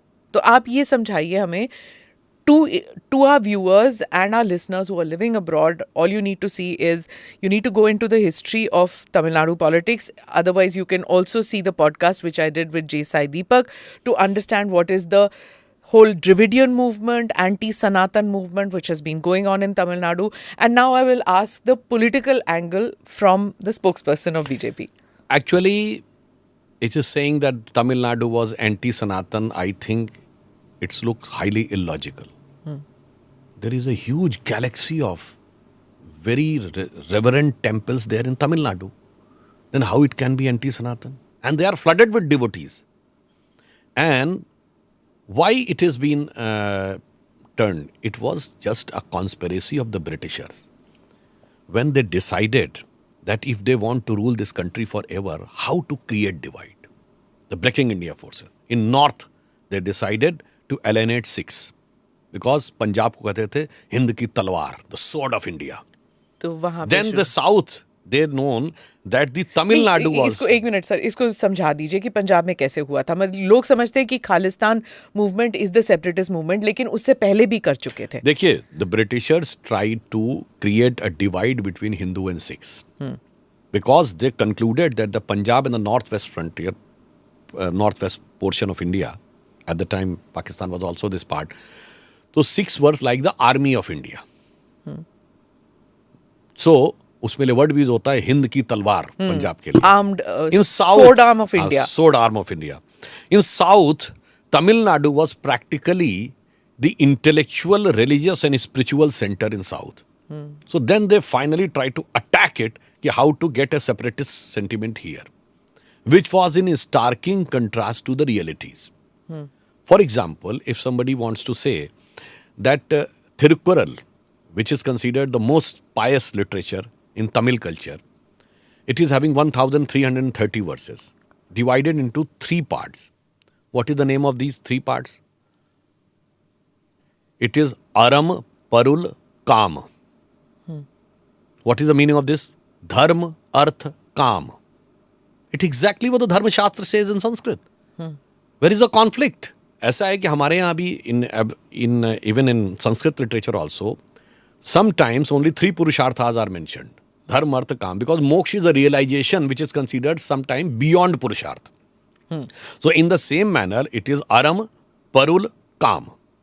So it is having a very clear-cut, starking similarity. But those who want to see the divide, I would like to remind that the biggest South Indian, the Tamil Empire was Chola Empire.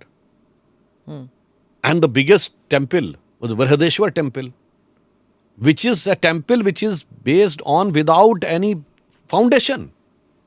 और उसके ऊपर the 80-ton this the top gopuram. stone. आज तक नहीं पता कि उसको कैसे ऊपर ले अच्छा, जाया गया. गोपुरम नहीं, वो पत्थर सिर्फ। पत्थर. हाँ। बट कभी शो नहीं किया गया कि they were never it was shown as a pride of India. वो केवल ताजमहल दिखाएंगे. It is much more, you can say, the architectural excellence. First time when Modi ji came into power, then the real prominence of the Tamil cultural pride has emerged. Why he has taken Xi Jinping to Mahabalipuram? Because there was a Pallav king who uses to rule Mahabalipuram. It's around 2000 years back.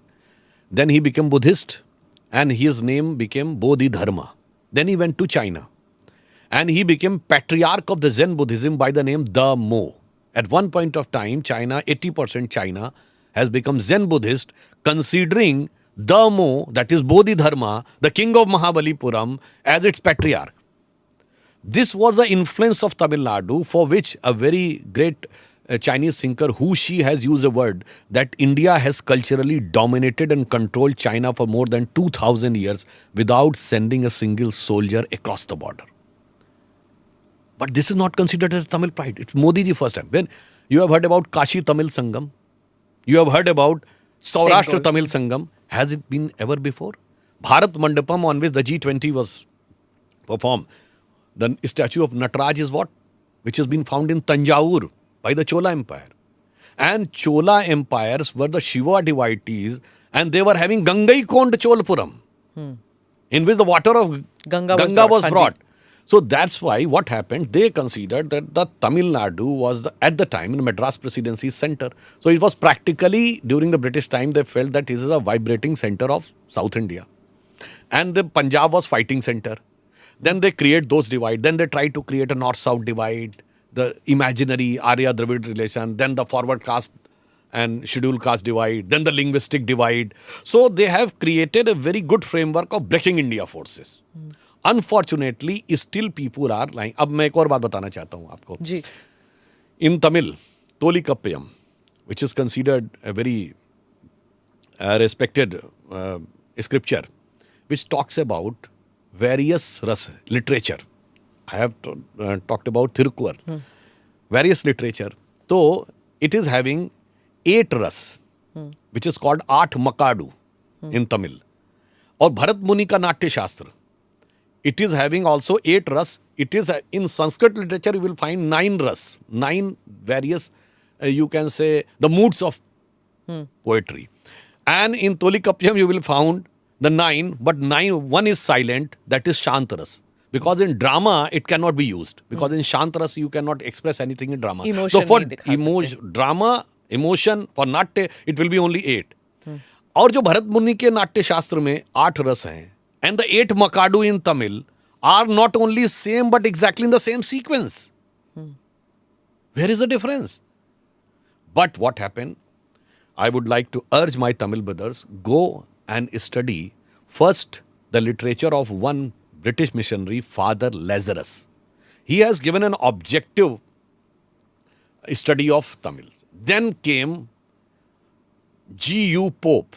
Now here the Britishers started mischief. His name was George Uglu Pope. He has tried to give that Tamil is a different culture, and then he said Tamil is a different race. I would like to urge the Tamilians to go and study the last statement of G.U. Pope, when I think he was died in 1996 or something.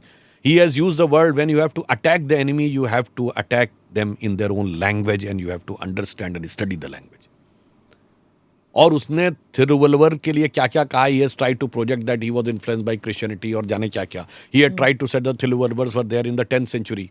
The fact of the matter is their time goes way back, at least 1st or 2nd century AD or BC, 1000 years back.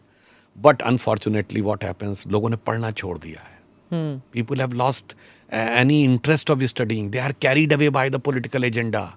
So that's why the real Tamil pride is what Modi ji has provided. Anubhav, Bharat Mandapam, Saurashtra Tamil Sangam, Kashi Tamil Sangam and Mahabalipuram. But these people are not interested in cultural pride of Tamil. They are more interested in political divide of Tamil.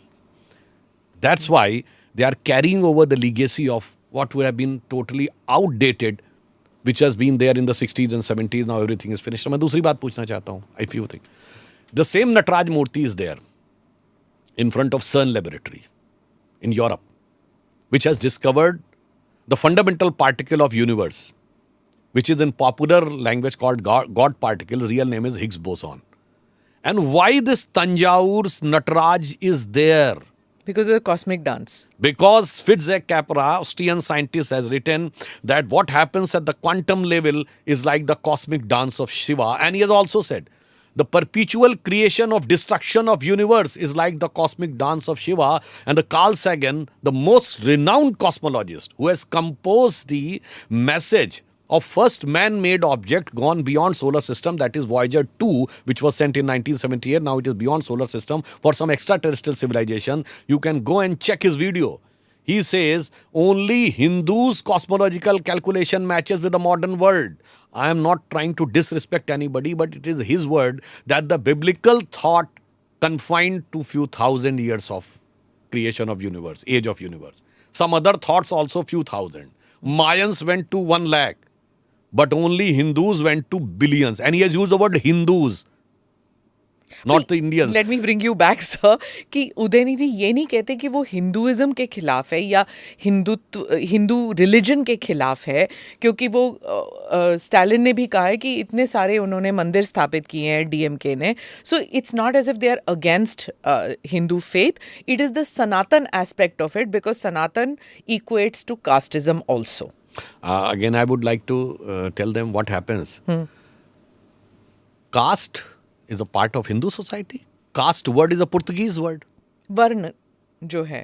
Vern is a trait. And other caste which you say, if you say the Brahman, Kshatri, Vaishya and Shudra, they would want to say. What Bhagwan Krishna has written in Gita? Chatur Varna Maya Srishtam Guna Karma Vibhagsha. गुण और कर्म के base पे, on the basis of your tendencies. पर फिर वो बाद में birth पे हो गया ना. उसी पे आता हूँ, ये बताता हूँ. And other castes, they used to say Hindu society is having 6,000 castes. I urge, name a single Hindu text or religious book in which the name of 6,000 castes is there. And who decided the hierarchy? कि माली ऊंचे, कि तेली ऊंचे, कि लोहार ऊंचे, कि सोनार ऊंचे. Who decided this? You cannot show any Hindu text. These are the professions, these are not the caste. Kumhar, Sonar, Badhai, Lohar, these are the professions. These are not the caste. Then, who decided this? A British census commissioner, his name was Herbert Risley, who has under 1861 the census started, and in 1901 he divided the Hindu society into castes, 2,378 castes. Then keep on increasing castes. In 1931, the last census, caste census done by Britishers, is having 4,114 castes. Now it is, during time of Mandal, it was considered 5,000 castes. Now it is more than 6,000 castes. तो मैं कहता हूँ है कहाँ cast, ये तो बता दो भाई. अब यहाँ पर हम ये बात कहते हैं, इसलिए मैं कहना चाहता हूँ, and those who want to say about caste, I would like to ask, when they came into power, what they have done for those downtrodden people? Forget about the other communities. The Stalin family said they are inspired by the justice movement, and this is justice to the society. That forget about other castes. In your own community, you couldn't find a single worthy person to transfer the power. From Karunanidhi to M.K. Stalin to Udaynidhi. The same thing is there in Bihar. Lalu Prasad Yadav used to say, गरीब गुरबा की सरकार. और जिस दिन सरकार छोड़ने की बात आई, कोई गरीब गुरबा का बच्चा नजर नहीं आया जिसको कि हम पावर दें. मेरी वाइफ, then my साला, then my beta, another beta, then my beti. And forget about Dalit and Savarna. Forget about non-Yadav backward. अपने यादव समाज में भी एक नहीं योग्य नजर आया. The same thing is in UP. When Mulayam Singh has to transfer power, my brother, my other brother, my son, my bhatija, my bahu. Yadav समाज में भी एक योग्य यादव नहीं आया. It means they are trying to create a farce of caste to accumulate control power in their family and then amass wealth. That's why Prime Minister has categorically said तुष्टीकरण, भ्रष्टाचार और परिवारवाद. और उसमें क्या है? And the topping is extreme communal Muslim politics. इसका amalgam बनाकर कर रहे हैं. अन्यथा मैं पूछना चाहता हूं, you believe in justice, you do the justice. You tell me how many caste. वैसे तो नाम नहीं लेना चाहिए। अब मैं आपको बताता हूँ, in the northern India, in the Hindi heartland, मैं सिर्फ अपने सीएम्स और डिप्टी सीएम्स की बात बताता हूँ। मध्य प्रदेश सारे जो ओबीसी थे, सुंदरलाल पटवा, उमा भारती जी, शिवराज सिंह चौहान, बाबूलाल गौर। देन हमारे यूपी में सीएम रहे Kalyan Singh ji. Then deputy CM Keshav Prasad Maurya. Then Bihar में हमारे 3 deputy CM, Sushil Modi ji, then Tarkeshwar ji और Renuka Devi. All 5 CMs and 4 deputy CMs स्वर्ण जाति के नहीं है। नहीं, all 9 from various caste of OBC, except Kalyan Singh and Uma Bharti is from one caste. So 9 persons from 8 different OBC caste. This is true social justice. Not this that you are talking about OBC, forgetting about any OBC, then giving a children of your caste and getting everything for your family. Okay. एक और बात I wanted to bring with you this. But one thing on मैं कहना चाहूँगा on the issue of disease of सनातन धर्म। ये जो word use किया था कि मैं तो इनसे कहना चाहूँगा भाई, डिजीज का तो सोल्यूशन सिर्फ एक ही धर्म में दिखता है, वो है सनातन धर्म। जो चीज़ हमारे यहाँ जिसको आप अपोज करते हैं, आज साइंस क्या प्रूव कर रही है? हमारे यहाँ पूजा में यूज होने वाली चीज़ क्या? हल्दी। हल्दी एंटीसेप्टिक है, ये तो प्रूव हुआ। दूसरी चीज़ क्या यूज होती? तुलसी। तुलसी इम्यूनिटी बूस्टर है, ये प्रूव हो गया। ठीक। इसके अलावा आप आइए, काऊ मिल्क, A2 मिल्क, इंडियन काऊ। गंगा जल, ऑक्सीजन कंटेंट सबसे ज्यादा। अब आप आइए, पीपल, मैक्सिमम ऑक्सीजन देने वाला। अब आप आइए, नीम, उसके अंदर एंटीऑक्सीडेंट ज्यादा। आंवला, इम्यूनिटी बूस्टर। तो भाई डिजीज का सोल्यूशन जिसमें है, भाई ये तो नेचर है, ये हिंदू कहाँ से हो गया? दैट्स व्हाई यही तो सनातन धर्म में और क्या यूज होता है। ये मैंने सारी वो चीजें बोली है जो पूजा में यूज होती हैं। तुलसी, हल्दी, गंगा जल, गाय का दूध। इसलिए मैं ये कह रहा हूं, डिजीज उनके यहां तो डिजीज का सोल्यूशन है। और फिर मैंने कहा for healthy life yoga, which is part of 6 school of thoughts of वैदिक फिलॉसफी, सांख्य, न्याय, वैशेषिक, योग, मीमांसा, वेदांत। योग उससे आया। तो ये बात, सो डिजीज का eradication by a natural way. और यहां तो एक और बात भी है, we are one step ahead. Medical science क्या कहती है? A person can be considered healthy if he is having no disease or he or she is having no disease, but it means your knowledge base is disease, your paradigm is disease, your benchmark is disease. हमारे यहाँ क्या कहा गया है? स्वस्थ, अपने में स्थित हो। आयुर्वेद आयु का विज्ञान है, रोग का विज्ञान नहीं। तो how you can prevent diseases, it is very much there in Sanatan Dharma. From early morning doing Surya Namaskar to doing meditation. और अगर इसके बाद भी इनको कोई कंफ्यूजन हो तो मैं आपको बताना चाहता हूँ, न्यूज़ वीक मैगजीन थी, अब वो प्रिंट में नहीं आती है, now it is in digital form. 15 अगस्त 2009 न्यूज़ वीक में लीजा मिलर का आर्टिकल है। वो जानते क्या कह रही हैं? कि अमेरिकन्स आर बिकमिंग हिंदूज। क्यों? वो कह रही हैं वो योगा को मानने लगे हैं, वो वेजिटेरियनिज्म को मानने लगे हैं, वो अर्ली मॉर्निंग और अर्ली उसमें मानने लगे हैं, वो मिल्क, काऊ मिल्क की तरफ जाने लगे हैं। इवन उसने सर्वे को रेफरेंस किया है कि मल्टीपल गॉड में बिलीव करने लगे हैं। 30-35% ये मानने लगे हैं कि दे कैन नॉट डिनाई कि दोबारा बर्थ हो सकती है। इसका मतलब क्या हुआ कि दिस इज अ ट्रांसफॉर्मेशन। अब अगर डिजीज के इरेडिकेशन के साइंटिफिक वे ऑफ लाइफ में किसी को डिजीज नजर आ रही है तो इसका डिजीज उसके दिमाग में, तो वायरस उसके दिमाग। और वायरस भी बहुत क्लियर है, it is the Macaulay virus of 19th century and the Marxist virus of 20th century, which has to be irrigated by the Modi vaccine of 21st century.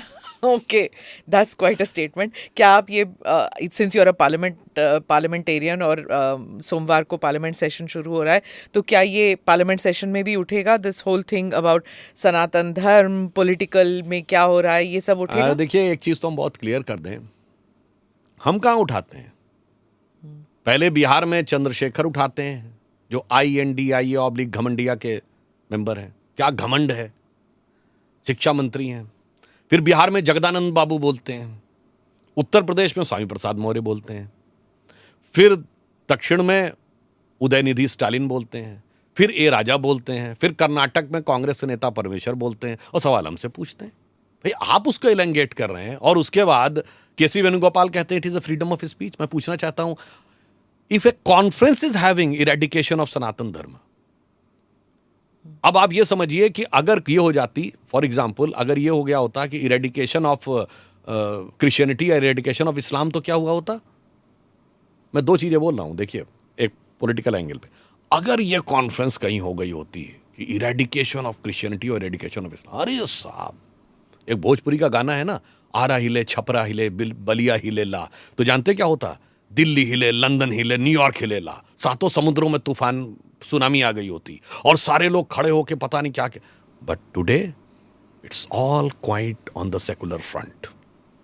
वो सेकेंड वर्ल्ड वॉर के समय की एक movie है ना, it's all quiet on the western front, Erich Maria Remarque की book थी, तो वैसे it's all quiet on the secular front. दूसरा, ऋषि सुनक ने यहाँ के कह दिया I am a proud Hindu, तहलका मच गया। नहीं, अरे कहीं इंडिया का प्राइम मिनिस्टर कह देता है I am a proud Hindu, secularism खत्म और पता नहीं क्या क्या, और वो लंदन, मैड्रिड, लिस्बन सब जगह जाके भाषण करने लगते, राहुल गांधी जाने क्या क्या हो जाता।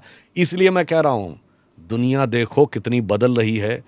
मैं उन सब लोगों से कहूंगा चश्मा उतारो, फिर देखो यारो, दुनिया नई है, चेहरा पुराना। इंटरेस्टिंग।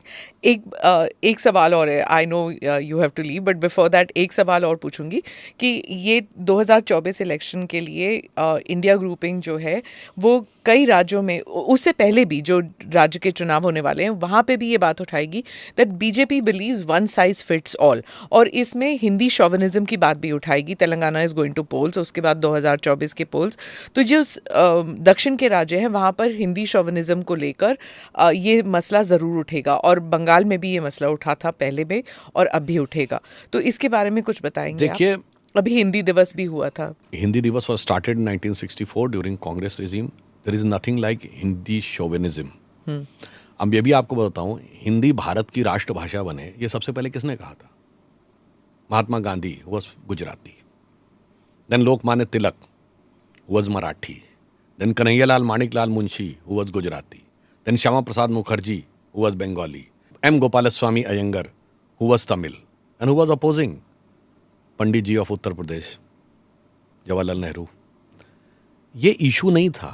जहाँ तक इंडियन लैंग्वेजेस की बात है, मैं तो कह रहा हूँ कि भारत की सभी भाषाओं में, हमारे यहाँ कहना सभी भाषाओं में समान होना चाहिए, और आज के ज़माने में तो और भी मामला अच्छा है। देखिए, अब आर्टिफिशियल इंटेलिजेंस का ज़माना आ गया, अब जो क्वांटम कंप्यूटर का ज़माना आ जाएगा, the level of transformation will be so high. आपको पता है कि एक डिजिटल कंप्यूटर को जिस चीज को कैलकुलेट करने में 2.5 से 3 साल लग सकते हैं, क्वांटम कंप्यूटर 20 सेकंड में, 200 सेकंड में कर सकता है।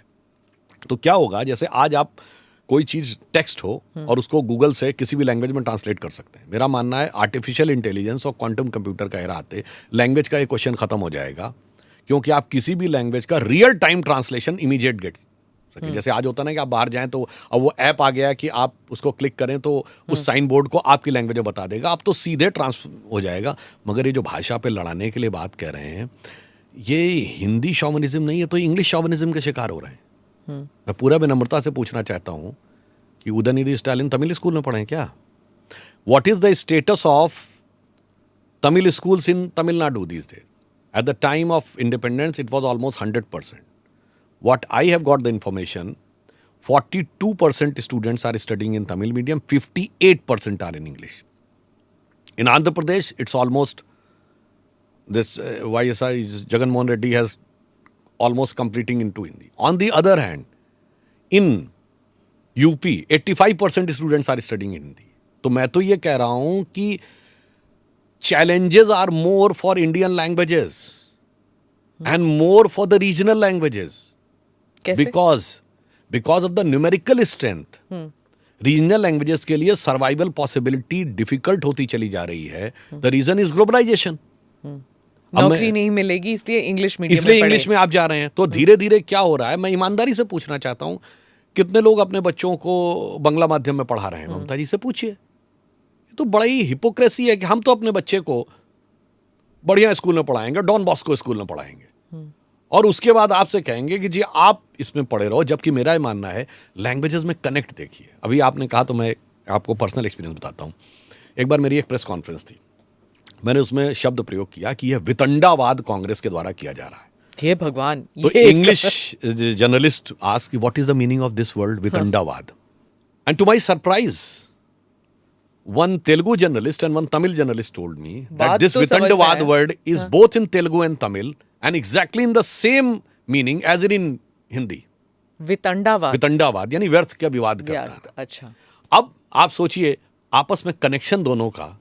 ये देखिए, मैं एक और बात कहता हूं, आपने बंगला की बात कही। आप कोलकाता एयरपोर्ट पे उतरिए, जब आप एग्जिट होता है तो उस पर क्या लिखा हुआ? बहिर्गमन। दिल्ली में लिखा रहता है निकास। निकास ज्यादा अच्छी हिंदी है या बहिर्गमन? भाई बंगला का बहिर्गमन ज्यादा अच्छी हिंदी है। अब आप आइए, आप मुंबई में उतरिए, छत्रपति शिवाजी अंतरराष्ट्रीय विमानतल, एयरपोर्ट के लिए कहते हैं। हिंदी में क्या कहते हैं? इंदिरा गांधी हवाई अड्डा।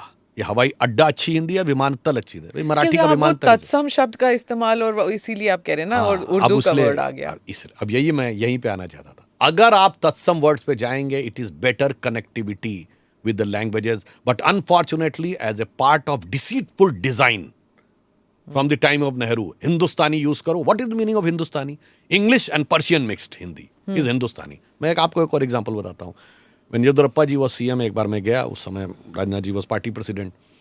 तो वो येदियुरप्पा जी एक गाड़ी में बैठ गया, तो मुझे एक मिनिस्टर के साथ मैं एक गाड़ी में बैठ गया। तो जैसे ही फ्लीट आगे बढ़ने लगा तो एक लेडी एकदम से बीच में आ गई। तो ड्राइवर ने उससे कहा वेगा वेगा। तो मैंने उससे पूछा कि वेगा मीन्स क्विक। उसने कहा यस, इन कन्नड़ वेगा मीन्स क्विक, जल्दी जल्दी, जिसके हिंदी में कहते हैं ना जल्द। अब वेग इज अ संस्कृत वर्ड। वेग मीन्स क्विक, फास्ट स्पीड। तो if you understand this, you go with a tatsam route, the connection is very, very evident and very appropriate. But unfortunately, we are not interested in, which has been taught in our mindset, unity among diversity. We are not interested in unity. We do not want to move towards unity from diversity. The agenda is to move from diversity to divisivity. हम अनेकता से एकता नहीं, अनेकता से विभेदकता की तरफ, विभाजन की तरफ बढ़ाने का प्रयास करते हैं। इसीलिए हम ये कहते हैं। मैं एक और बात कहता हूं, मुझे एक बार मैं मुंबई गया 2005 में, जब राष्ट्रीय कार्यकारिणी थी। अब वहां लीलावती हॉस्पिटल के बाहर था लीलावती रुग्णालय अणुशोधन केंद्र। रुग्णालय, हम क्या कहते हैं? अस्पताल। अस्पताल is nothing but A perverted form of hospital. रुग्णालय, रुग्ण मतलब रोगी, रुग्णालय कहीं अच्छी हिंदी है। अब प्रॉब्लम क्या है कि हम कनेक्ट नहीं स्टैब्लिश करना है। अब गुजराती में कहते हैं जेठा। ज्येष्ठ मीन्स बड़ा, जेठा भाई। ज्येष्ठा is a much better Hindi. But क्या है कि हमें सब में पहले कहना है कि तुम पर्शियन यूज करो। मैं पर्शियन वर्ड कह रहा हूं क्योंकि उर्दू लैंग्वेज इनिशिएटेड, वो भी आपको वैसे एक इंटरेस्टिंग कहानी है कि उर्दू शुरू कहां से हुई है। तो हमारी लैंग्वेज हमारे यहाँ आई थी। मजे की बात है वो कैसे आई? स्क्रिप्ट अरेबियन है, वर्ड्स पर्शियन है और ग्रामर हिंदी की है। और मैंने एक मुस्लिम स्कॉलर नहीं बताया था, मैं ये दावा नहीं करता कि ये सही था कि उर्दू बनी क्यों। पहले तो फारसी लैंग्वेज थी मुगल दरबार की, कहावत भी आज तक है, हाथ कंगन को आरसी क्या, पढ़े लिखे को फारसी क्या।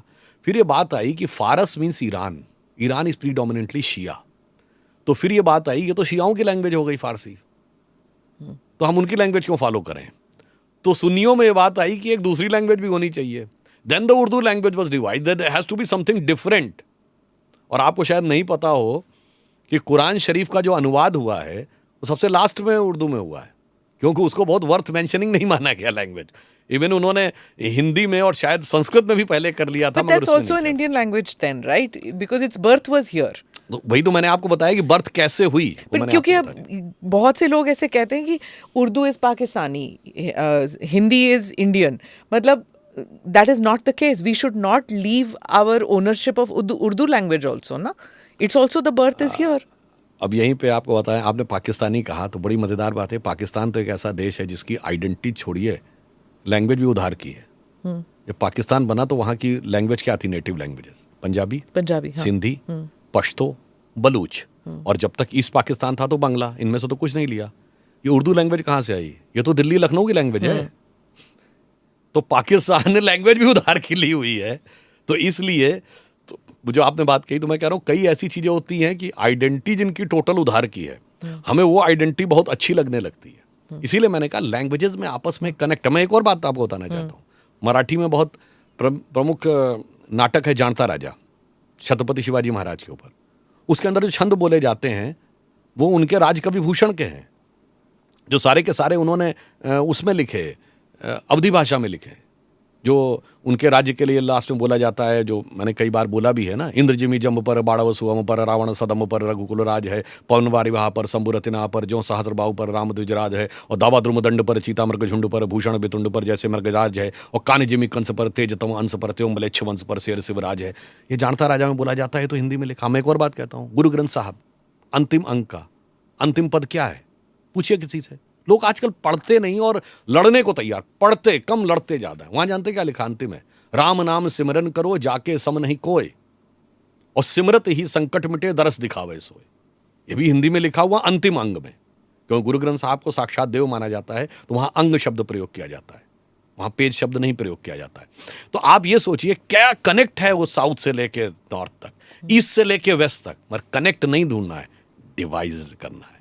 और दुख के साथ कहना चाहता हूं, जिन्होंने कभी देश को धर्म के नाम पे टुकड़े करके सोचा चलो एक हिस्सा हमको मिल जाए, आज वो जाति और भाषा के नाम पे टुकड़े करना चाहते हैं, किसी एक टुकड़े पर भी हमको हुकूमत करने को मिल जाए। उनकी सोच इलेक्टोरल है, और जो मोदी जी ने कहा कि ये 25 साल 1000 साल का बेस बनाएंगे, ये सिविलाइजेशनल सोच। तो there is a huge difference between our thought process and their thought process. तो 2024 में ये सिविलाइजेशनल बैटल भी है, to keep our civilisation alive. Is that what is the battle going to be? One more thing, why we want to make civilisation alive. मैं बिल्कुल devil's advocate की तरह पूछता हूँ। कोई कहेगी जी क्यों आपको अपना सिविलाइजेशन अलाइव करना है, सबको अपना सिविलाइजेशन अच्छा लगता है। तो मैं आपसे पूछूं हमारे सिविलाइजेशन में ऐसा क्या है जो दूसरे में नहीं है? तो कोई कहेगा आप बड़े उदार हैं और अब हम सबमिसिव हैं। तो हम कहेंगे ठीक है, हर सिविलाइजेशन कहता है कि मेरे यहाँ भी ये कहीं ना कहीं लिखा है, कोई उसको फॉलो कर रहा, कोई। मैं तो कह रहा हूँ वो बताओ जो दूसरी जगह लिखा ही नहीं है, सिर्फ हमारे यहाँ लिखा है। What is that? You have heard about Vedic mathematics? Mathematics are the part of Vedas. Have you ever heard the mathematics is the part of the religious texts?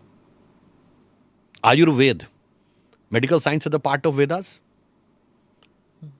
It is the Vedic darshan. Yoga is giving you the healthy life. ये दूसरी जगह लिखा ही नहीं है। हमारे यहाँ there is no conflict of scientific thought with religion. With due humility, I would like to say, जिन लोगों ने कहा 1633 में गैलीलियो को फांसी दे दी गई, ये कहा गया कि मतलब उसको फांसी डिक्लेयर की गई कि माफी मांगो, because he said that the sun revolves, earth is wrong. हाँ।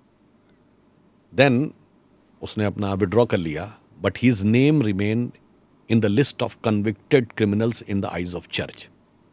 You know, his name remained till what? Till when? Till 1992.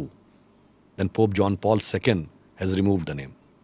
When man entered into space in 1961, man landed on moon in 69, and satellites have started going in 80s. It's still that, but nobody says कि देखिए साहब उनके धर्म में ये खराबी थी, वो खराबी थी। With due respect, I am not respect, वो सेंटेंस तो नहीं हटाया गया ना आज तक रिलीजियस टेक्स्ट से। हमारे यहाँ झगड़ा करते हैं, जबकि हमारे यहाँ इसका ठीक उल्टा है। आज आप बताइए, आप किसी पंडित से जाके पूछिए कि किस दिन है सूर्य ग्रहण और चंद्र ग्रहण, जो नासा की फिजिकल ऑब्जर्वेटरी बताती एग्जैक्ट सेम, कहीं कोई कंफ्यूजन नहीं हो। हमारा तो 5000 साल का पंचांग है। इवन अभी चंद्रयान पे गए, तो मैं एक बात कहना चाहता हूं, किसी से पूछिए कि साल में 12 महीने क्यों होते हैं? एम्पिरिकल डिवीजन होता तो 10 होने चाहिए थे। अच्छा, किसी से पूछिए कि सर्किल में 360 डिग्री क्यों होते हैं? मैं सनातन धर्म पर ही बहुत बता रहा हूं, जो इन लोगों को नहीं समझ में आता। बड़े से बड़े मैथमेटिक्स के प्रोफेसर से पूछिए कि साहब सर्किल है, why there are 360 degrees in a circle? Empirical division में 100 होते, 200 होते, 300 होते, समझ में आता। 350 भी समझ में आ सकता था, व्हाई 360? उसका रीजन है कि हमारे यहाँ 6 वेदांग हैं, शिक्षा, कल्प, निरुक्त, छंद, व्याकरण, ज्योतिष, वेदों के 6 अंग। ज्योतिष के 2 भाग हैं, फलित और गणित। The entire mathematics was devised to interpret the motions of the planets. और प्लैनेटरी मोशन में when earth take 1 circle round the sun, in that process it rotates 360 times on its axis. That's why there are 360 degrees in a circle. And in that process 12 times moon takes the round of the earth. So that's why there are 12 months in this process. तो हमारा तो इतना scientific निकल के आ रहा है, और उसके बाद किसी को नहीं समझ में आ रहा है। और फिर मैं लास्ट में कहना चाहूँगा, लोग कहते हैं ना कि सनातन धर्म में ये खराबी है, वो फलाना डिमाका। मैं एक छोटी सी बात बताऊँ, हम माला जपते हैं तो 108 टाइम्स जपते हैं ना, क्यों 108 बार जपते हैं? What is the significance of this? I don't know, मैं जपती हूँ, मुझे पता नहीं। पर बताता हूँ आपको। दोनों, अभी हमने चंद्रयान लैंड करवाया और सूर्य के लिए आदित्य L1 भेजा है, दोनों से कनेक्शन है। मैं दर्शकों से कहूँगा कि आप जाके चेक करिए, अर्थ और सन का डिस्टेंस देखिए, 15 लाख कुछ माइल्स है, और उसको सन के डायमीटर से डिवाइड करिए, 108 आता है। Then you take the distance from earth to moon and divided by the diameter of moon, कहीं पर 109 कुछ आएगा, इट्स ऑल्सो कम्स 108। तो क्या है, 108 is the galactic ratio of our solar system. And what is the significance of this? देखिए, सूर्य से हमारी दूरी अगर 108 है, अगर इस रेशियो में 10% की कमी आ जाए, यानी 10% नजदीक आ जाए, तो अर्थ इतनी हॉट हो जाएगी कि लाइफ नहीं रह सकती। थोड़ा सा 10% उधर चली जाए तो इतना टू कोल्ड की नहीं। तो 108 galactic ratio is a guarantee of life. सूर्य आत्मा का प्रतीक, चंद्रमा मन का प्रतीक। हमारे यहाँ ऐसे ही नहीं कहा गया, आज भी। अब तो साइंस कहती है ना कि चंद्रमा सूर्य के प्रकाश से प्रकाशित होता है, उसका अपना नहीं है, इसीलिए हमारे कहा गया मन आत्मा के प्रकाश से प्रकाशित होता है। और इसलिए 108 बार जब मन और आत्मा का एकीकरण करना है इस सोलर सिस्टम में बैठ के, तो इट हैज टू बी 108। अब इसके बाद इसमें किसी को डिजीज नजर आती हो तो सोचिए किसके मन में डिजीज है। बड़े बड़े साइंटिस्ट उन बातों को कर रहे हैं। इसलिए मैं कह रहा हूं, the younger generation should come out of this Macaulay and marks virus और आगे आए। और मैं कहना चाहता हूं, और सबसे बड़ा जो नुकसान किया जा रहा है वो तो दलित समाज के साथ किया जा रहा है। उससे कहा जाता तुम पढ़ो ही नहीं, जिसमें बड़े बड़े साइंटिस्टों को इतनी बड़ी बड़ी साइंस नजर आती है, कहते तुम पढ़ो नहीं। आज तो पढ़ने में कोई रोक नहीं है, कोई कहता था पढ़ो, अपने आप पढ़ो, देखो, देन कंपैरिजन करो, और इस ढंग के फैकेड में मत फंसो।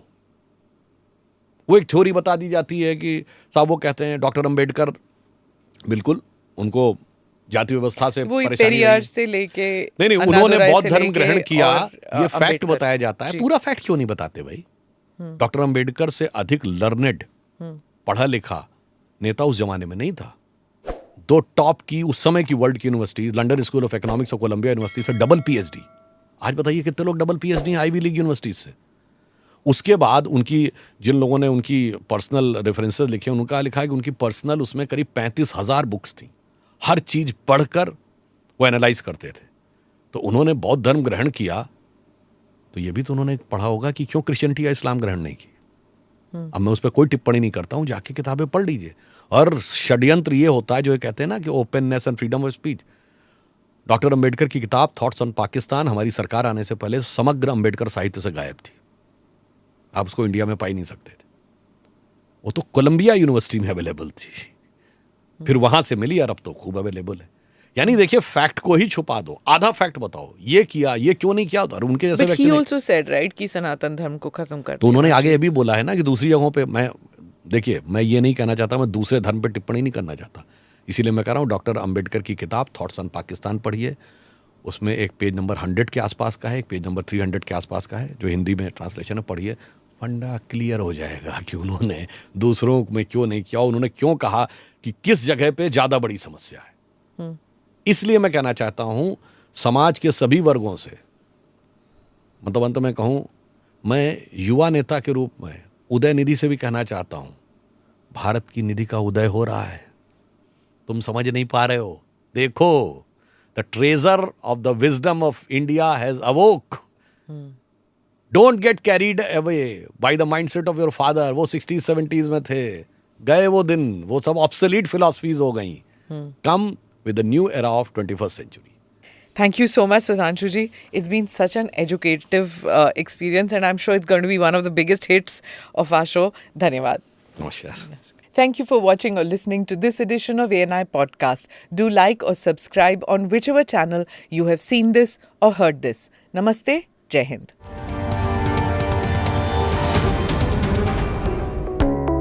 Click here to watch the previous episodes.